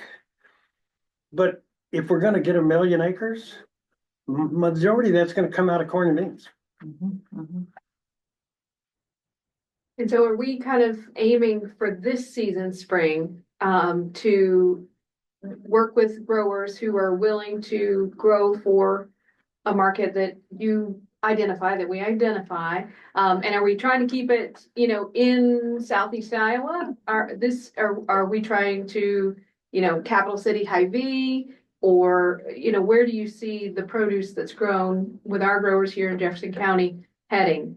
So I think our number one goal for 2025, and I like to say that, you know, most successful crops are planned in October, November, December of the year prior. And so we're kind of late in the game. Mhm. I think our goals for 2025 should have nothing to do with volume and everything to do with success. Mhm. We want successful production and we want to successfully get to the market and hopefully end up with a little bit more in the market than what it costs us to get there. We want to be successful in what we do in 2025. For 2026, I think as we go through 2025, we can start looking at what the possibilities are for the 2026 season. You know, as we go through the year, are there corn soybean growers that have an interest in doing something different? Can we start talking about, are there farms they can go look at that production on? Yeah. We talked to someone the other day and they said, well, you know, produce production, it just looks to me like, it looks to you like what? What are you looking at? You know, are you looking at California, Florida, Midwest, your neighbor? You know, let's give corn soybean growers something different to look at. Other than corn and beans, and they can see what it looks like being grown. I think we're gonna have to, you know, incorporate some tillage tools and tractor equipment. We might want to be putting some berms and swales in to help control our water. You know, we could use some big, nice equipment to do that. We're not all gonna do it, you know, with small hand equipment. We've got to strive for a level of efficiency that mirrors the labor that we have available and the skill set of the labor that's available. And, you know, I don't wanna, in 2025, get so fractioned out and scattered that we try to do a whole lot of things and don't have a focused effort. Yeah. As Solutions in the Land, we've done whole system farm planning. Landowners are typically our client. We've done work in California, we've done work in the Hudson Valley, we've done work on farms in between. This is the first project that we've been able to concentrate in a smaller area and actually have adjacent farms that are gonna do something similar. And I think I'm excited that this is a better way to have impact. What are your thoughts on Green Giant, Bird's Eye? Like, are they a model for us to learn from, or is it different in some ways? A lot of it. So I did a compost study for a company. I did a pilot study where we were taking microbes and growing microbes using food waste, which on the surface seems to be a pretty good concept. So I had a Green Giant plant 12 miles from my farm. And so I got them to bring their food waste to me on a weekly basis. And we were going to see what that looked like. Because Green Giant wasn't interested in originating more produce. They were interested in getting rid of their waste that they're taking to the landfills. So they promptly started bringing me 50,000 pounds a week of vegetable waste, which was peas, sweet corn, carrots in bulk totes that weighed a ton each that were just going off the date, expiration date, even though they were coming out of a freezer Oh, plant. wow. So it wasn't the scraps, it was the It whole. was already processed, yeah. It was all pre-consumer Yeah. food waste, Wow. 50,000. nutrient value, like really high quality stuff. Yeah, it was. And so they said, can we bring you everything? It's like, this isn't everything? And they're like, no, we have some other stuff too. So they sent me some more pallets. They sent me pallets of 275 gallons of high fructose corn syrup. Now, what do you think a That vegetable can go freezing bad. plant was doing with high fructose corn syrup? Good question. Sweetening the deal. Sweetening the deal. So, Was yeah, this I a don't, side business, another, no, No. they were putting it in the vegetables. oh Like my spraying it God. on? or- Oh my God. Just One thing sweetening you the guys remember? vegetables. Wow. Yeah, Mhm. They still made money. yeah. Yeah, so After throwing away all that. So I they're, don't, I don't care what Green Giant or Bird's Eye or any of them are doing. I want nothing to do with them. I've dealt with them enough that they're criminals. Oh, They're absolutely crooks. do they, but they, it's kind of a similar idea, only this is like a smaller scale, right? So they are, they have the harvesting equipment and they go to a farm and so they're sharing the equipment and their central processing. Back in the day, that's true. When I was in high school, I drove a truck for Green Giant. I hauled sweet corn, I hauled peas. That doesn't exist anymore. It's all company equipment, it's all company operations. There is no leakage out of the organization of what goes on, how it goes on. Mhm.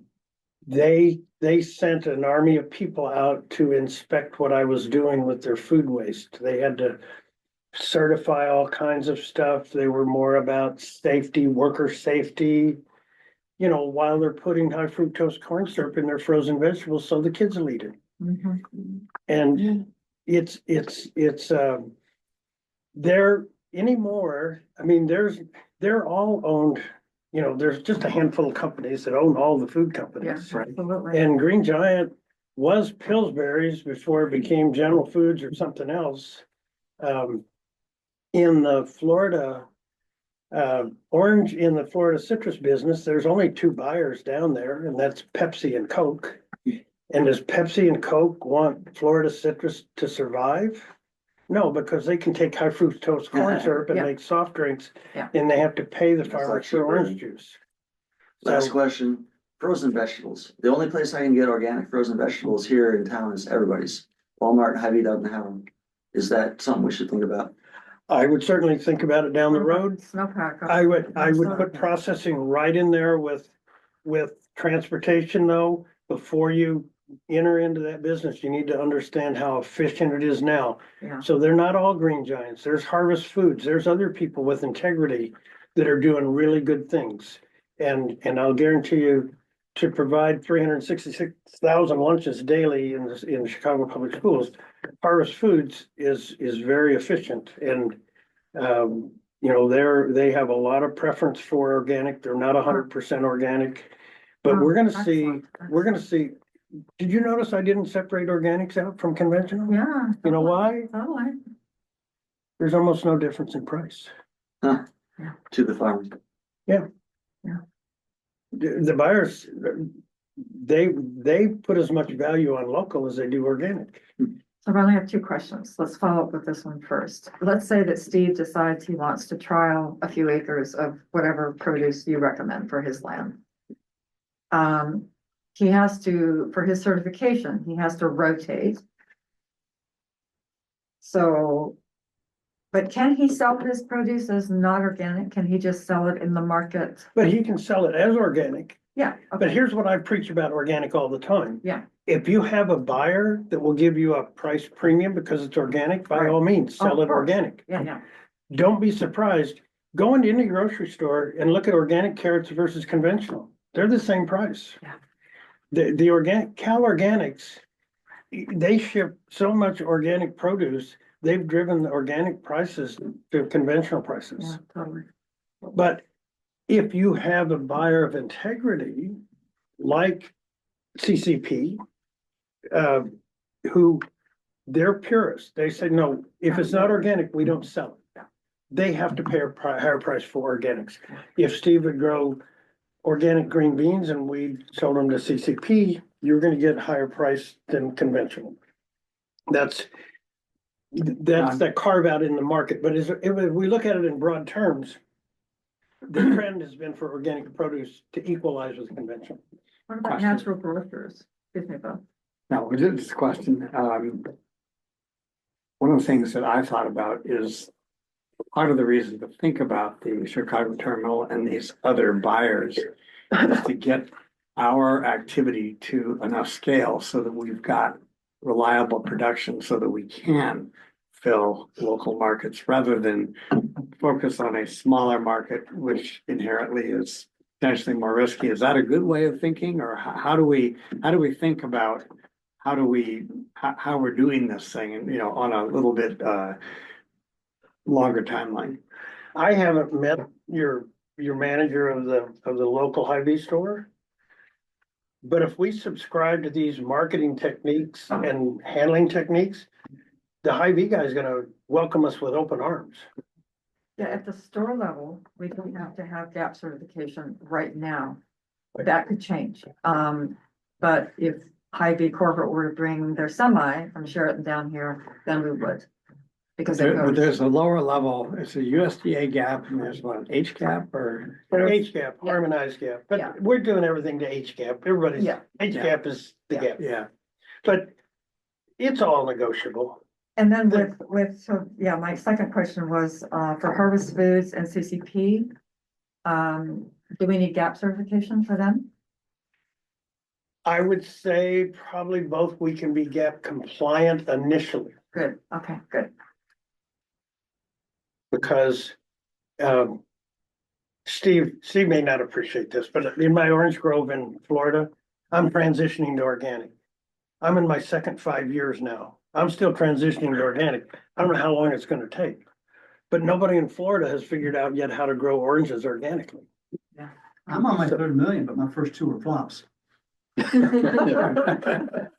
But the neighbors that come by and they say, are you still transitioning to organic? Yeah, sure. I'm like, how long does it take? It's like, oh, I don't know, might take 50 years to. so I'd be interested, oh, go ahead. Nick. I just, first time we've had so many farmers in the room. So I'm curious as what people are thinking and online, like, does it sound like who's interested in doing something in 2025? Who's interested in like seeing a longer picture? Like what are your thoughts after this? And then maybe we can like pick a crop or like, oh, well, you're doing these crops, I'm doing these crops, like kind of put some direct farmer thought into this as long as we're all here. Otherwise, it'd be a lot of. Let's hear from online. Steve, Chloe, or James, any questions for Ron or the group? Or any thoughts from your side? Hi, this is James Slayer. Ron, thanks for the presentation. I really appreciate this. One of my biggest interests for the area is to grow in a Four Seasons greenhouse. I got really inspired by greenhouse in the snow, and I've got a lot of interest in supplying citrus to the local area. I know there's a lot of ramp up time for that, but obviously I would use my greenhouse for other plants and crops in the meantime. Do you have any thoughts you can share on greenhouse growing versus outdoor growing? So greenhouse growing of what? He's thinking about citrus. Okay. Citrus, like oranges, oranges mostly. And I listened to I listened to how you described the Florida citrus, and the bacteria and the flies back from 2005, and that kind of got me excited to grow it and supply it for our local area. Um, but I'm curious, can you speak to whether, regardless of what's grown in the greenhouse, can you speak to greenhouse growing also? Do you also consider that, outdoor growing, or is that considered indoor growing by your standards? What do you think? Yeah, all good questions. So the one thing I caution you about in greenhouse growing is you're swapping our Midwestern climate for a tropical climate. And you will get tropical insects, you'll get tropical disease, you'll get aphids. You'll put ladybugs in, when they eat all the aphids, they'll leave, and the next time you got to get new ladybugs. But that's just in greenhouse management. The crop itself, I know in Wisconsin, there's 2 onion farms. They grow raspberries all winter in greenhouses because raspberries do very well in cool weather. And there's a huge market for raspberries in the winter when there aren't any other Midwestern raspberries available. They're a very successful operation. Snug Harbor is another one. They just do spinach. They're very successful. Greenhouse operations can be very successful. You need to grow something very high value, and you need a very stable market. You're not going to participate in these markets that I've described today. You're going to be working with a market that's very selective and sells higher values. So I could probably make a pretty good argument that oranges in the future are going to become a pretty rare commodity. Citrus greening, as it's called, has now hit California. And so California is about 3 to 5 years away from having the same problems that Florida has. So having clean, fresh, excuse me, oranges to sell, there's already, some unique oranges that are selling for $3 an orange. In Florida, we get about 10 cents a pound for oranges. So there is room for citrus. There's other citrus like the Myers lemon that commands a really good price. Lemons are probably easier to grow than oranges in some ways. Yeah. What about limes? Limes are easy. Yeah. Yeah. Yeah, I wouldn't discourage you from citrus in a greenhouse. I think the market will come to you over time. It's not quite there yet. They were trying to move citrus up into Georgia. They started the Georgia Citrus Association. Citrus has frozen the last 2 years in Georgia. Really? Killed all the trees. Yeah, and the farmers are like, we have climate change. We have a different climate. We can grow citrus now in Georgia. Yeah, right up until they freeze. But the Georgia citrus is dead. We froze 4 times in January in South Florida. Florida, yeah, Mhm. wow. So there's 2 macro trends that favor local production of produce. One is food safety. Mhm. You don't know how the California fruit is produced and what's on it. Exactly. The other is food sovereignty. Mhm. So, politically or global politics, we don't know when the trucks are going to quit coming across the border bringing food. And, how many days of resilience do we have to produce our food locally? John Deere just released a new automated tractor for spraying orchards because the orchard growers can't find enough workers who want to spray all day long, 6 times a year, our orchard trees, right? So you might rather have the nanoplastics than all that spray on. That's another thing about Florida and California. They're in tropical, subtropical climates. The use of fungicides are just unbelievable. They use imidacloprids on citrus trees. When I rented this citrus grove, the owner said, "Oh, now I can eat my own oranges." And I said, you never ate your own oranges before? And he said, no, I know what I put on them. But imidacloprids are a systemic fungicide that is absorbed by the plant and goes into every cell of the plant. And so I said, well, what about the orange? Well, it doesn't go in the orange. Yeah. Right. But yeah, I don't know that, That's what the chemical guy told him. I'm sorry. That's what the chemical guy told him. Yeah, exactly. The greenwashing, yeah. So then So why would he not eat them? You obviously everyone, didn't believe I would that. like to Yeah. ask if anyone feels they'd like to maybe consider the next step while Ron is here for the next few days and have a farm visit. To evaluate your farm, in terms of your readiness for this project, and it's not a commitment. There's no charge for this. We're paying to have Ron here. But just to begin to explore this more deeply, because as Ron said, if we're going to start, we're already late.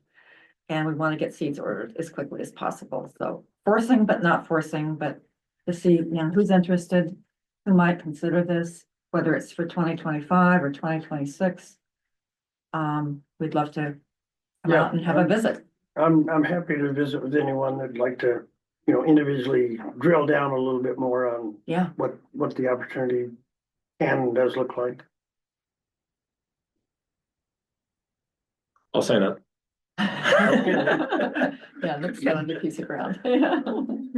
Yeah, two, one for this year that you haven't seen, and then one for next year, hopefully. So hopefully it's warmer at your place this time when I come Yeah. out. Well, come on. I thought last time was pretty good. It was, Except for yeah. maybe a little Hey, I did, rain uh, and the next day we're good. I did a second farm tour with other people last week and it was 9 degrees again, so don't schedule. This afternoon. Don't Killing schedule. lots of insects. Might change the weather.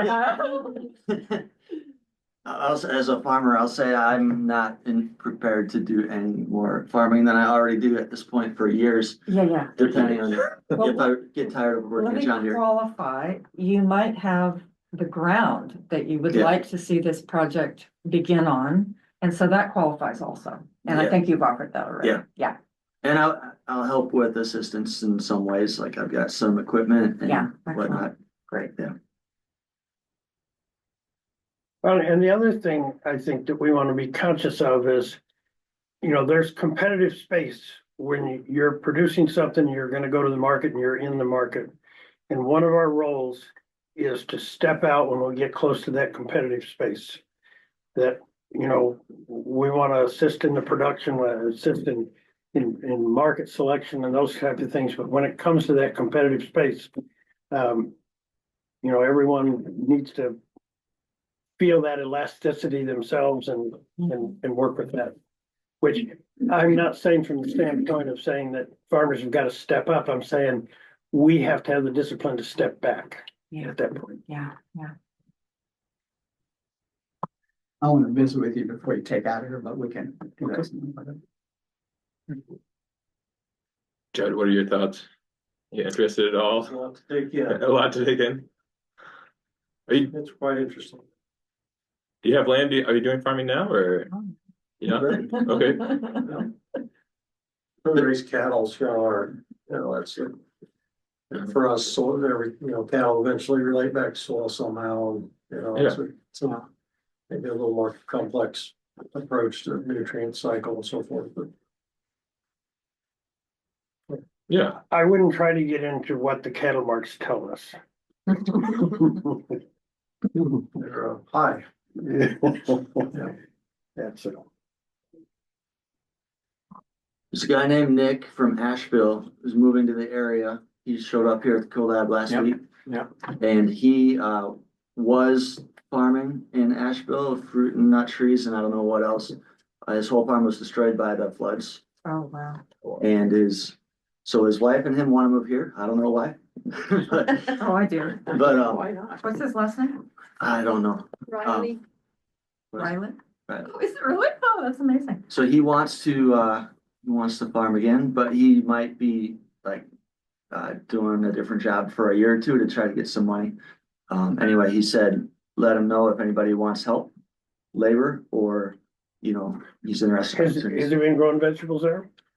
I don't, do you remember? agroforestry. agroforestry and I think he and his wife are,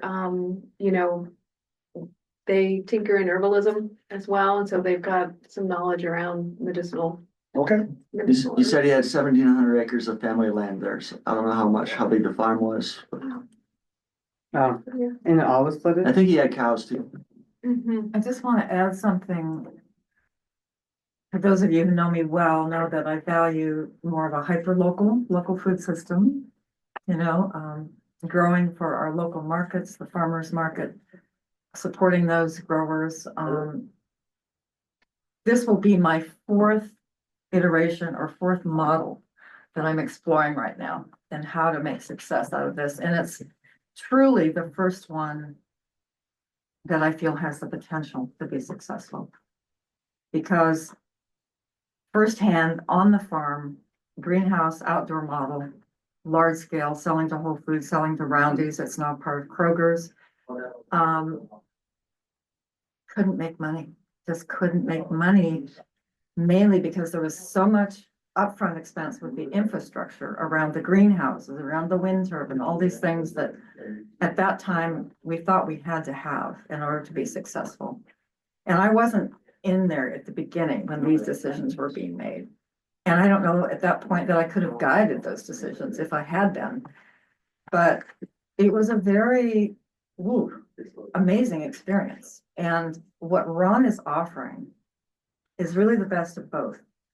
We can scale up our local to support our local markets at a price that is potentially a lot more affordable than what we could have done from the small square scale growing that we've been doing here in terms of produce. But then it's the safe space for farmers to scale and be assured that they have a place where this food can go and that it's not going to be composted, like Ron has told us. I mean, every farmer experiences this. If they're growing to any scale in produce, they're going to be throwing product away, basically. And there's going to be huge losses associated with that. So to me, this is the win-win. It's the first real well thought through, obvious model that is going to work. It just is. And I think between the experience that Ron and I have, Ron far more than I really trust that this can work if we can find the farmers that are willing to have a good experience the first season, start small, scale a bit more in 2026, and then go from there. And to have some demonstration models that are visible to other farmers in our region of the state, to me, has always been the concept that was going to work. It's the only way we're going to transition corn and bean farmers into something more viable and more and better for the environment, And those are, I think, the two things that I care most about is the farmer and how they farm. And that they're viable and that we're preserving and improving the environment as we farm. In defense of corn and soybean farmers, they have market knowledge. They have market knowledge given to them every day. They have winter sessions. They have coaching. They have a lot of support. They have a lot of support to do a lot of things. And so they're only doing what they understand and what's profitable for them. Yeah. I've never met a farmer that wouldn't listen to a different way to make money. Exactly. But in approaching that, we have to be realistic. In approaching our local markets, it's not to say that we could have a lot of density of produce production in the Fairfield area, and 100% of it could go local.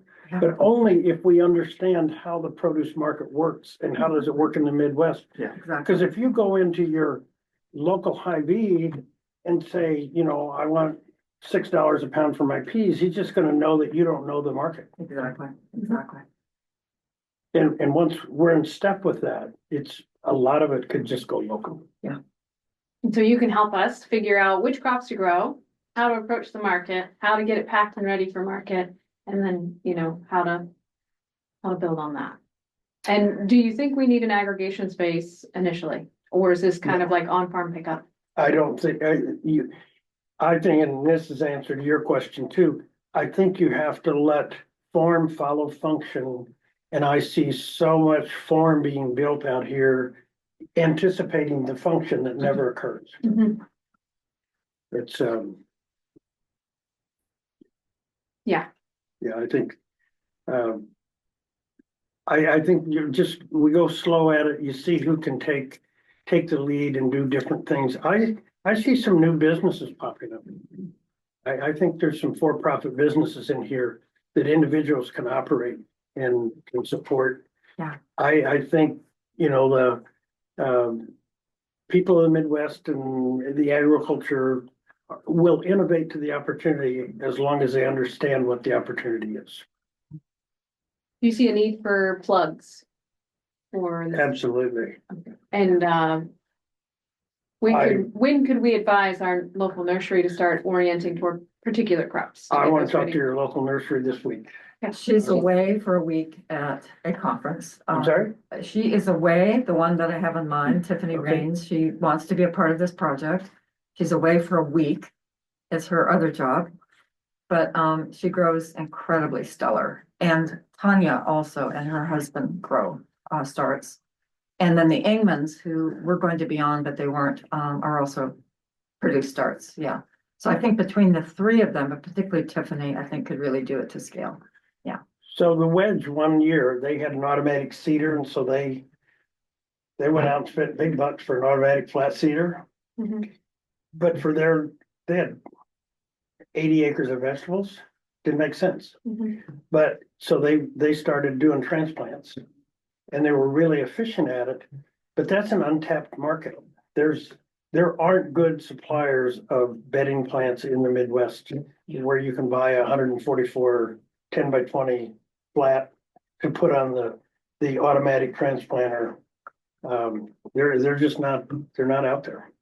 And could She be a good business. produced for a project that Faith and Bob and I were involved in, a local community garden initiative. She produced 6,000 plants, I think, starts, I think it was. Over 2 years. Yeah, over 2 years. Mhm. Okay. Mhm. Any thoughts on the paper pot planter? What about it? Are you familiar with it? It works great on some crops it's terrible on. Mhm. Paper pot planting's been around in Japan for probably 40 years. Mhm. It's nothing new. Just thinking that's It's- a piece of equipment that if it were ideal for particular crops, you could have your plug producer use the trays, and then you could have one or two planters. Yep, that went yep, around. and the people doing the trays have got to know how to do them right, so they got the moisture levels right. Mhm. The moisture's level, the packing isn't right, they don't work. Mhm. It's easy the people that are running the planters need to know how hard to push it to get it deep enough in the ground and not right up on top.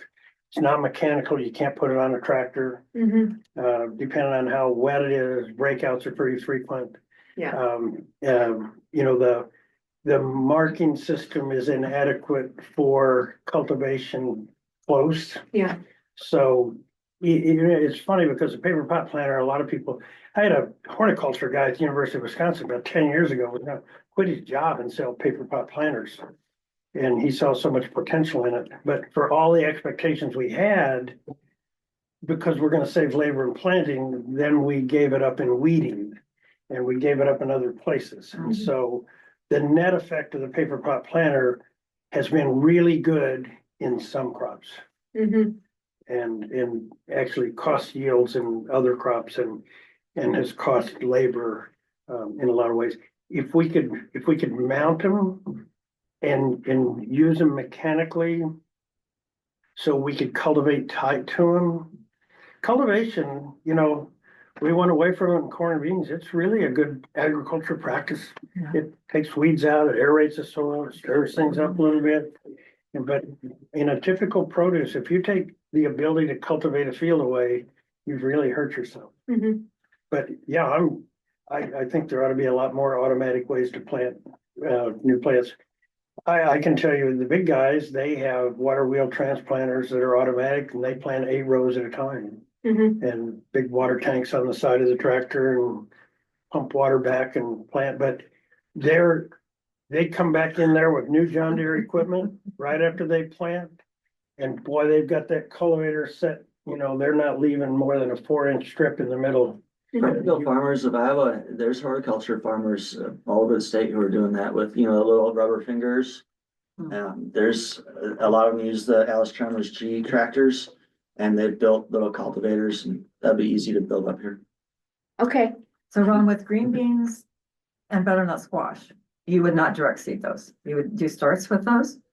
Green beans, I direct seed, Yeah. butternut squash, I direct seed. Yeah, okay. Oh. That's what I figured. I don't transplant, Yeah. we don't direct seed, most brassica.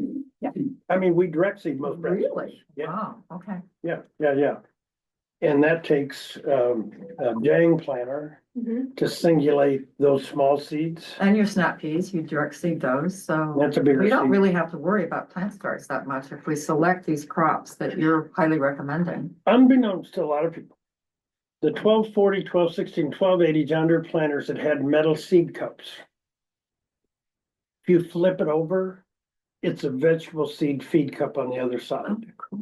So I have a 1240 2-row planter. We can plant radishes, we can plant most of those larger seeds. Yeah. And then you flip it over, use a seed cup for your beans and peas. Oh, But all our peas, we plant them all with John Deere planter. Mhm. And then we use a jang on all the brassicas, because you gotta have a feed cup that'll singulate, but you can put jangs on. Put 2 or 3 gangs and plant in rows so you can cultivate. I just haven't figured out how to get the pocket planter, paper pocket planter to work mechanically. I mean, on a tractor. Yeah, right. Yeah. It's a pull mover. Or push. Steve or Chloe, do you have any questions? I do not have any questions. Chloe, we haven't met, but you're friends with Sarah, is that correct? She's partnering with Ron. She's part of Ron's that's operation. Chloe. Oh, Yeah, that's another yeah, Chloe. Okay, yeah. sorry. Love it. Yeah, I told Chloe I was gonna come out here this time and all the follow-up is her job. So I hope she was listening, so she. Yep, Sorry, Chloe. that's okay. Kim, any thoughts for your land? Well, mine's in CRP that comes out at the end of this year. Perfect. Ooh. I only have like 60 acres that's in CRP. Only what? 60 acres.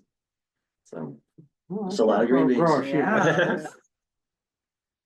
my brother wanted to conventional farm it, but 4,200 beds of green beans. yeah. And it was certified organic, correct, before? At one time, At one well, time, Could be though. my gardens were, but. my yeah, but farm never the wasn't. farm ground, But it's been in CRP for 20 years. for 20 years. Wow. Yeah, No invasive trees, no red cedars. I have You've been mowing them off? No Canadian thistle? not too much of that. Doesn't take very much of that. I know, No. yeah, my. Little bit goes a long ways. My neighbor guy was letting some of that go. No cedars so much. I have thorny locusts that are kind of invading a little bit. Yeah, So I need to do a little bit of management around the points and stuff. Well, that'd be excellent ground to do Yeah. produce on, and you Yeah. could certainly certify organic. Right. And, you know, there's a lot of organic production and people have figured out a lot of things, you know, in organic production. Mhm. It's not where it was when Steve started back 40 years ago. Right, we didn't, 40, 50 years ago, we didn't have a lot of things figured out in the organic production. We had a lot of failures ahead of us. Kim and her husband were some of the first farmers market producers of produce, really beautiful produce, yeah. What do you think, Kim? You wanna have Yeah. a visit with? Sure. with Ron? Okay. Looks like we have hit our 12 and 15 minutes after, I think. Judd, what do you We can think? follow up individually. I'd love to see your. Steve and James, Chloe, thank you for coming on He'll with be us. here through Thursday. Through- Yeah, he's gonna be traveling to some other farms that are a little bit further away outside of the county area. But, based on your schedule, we could pop out. I'd love to see your farm and Thank you, James. Yeah, thanks, James. Thanks, Steve.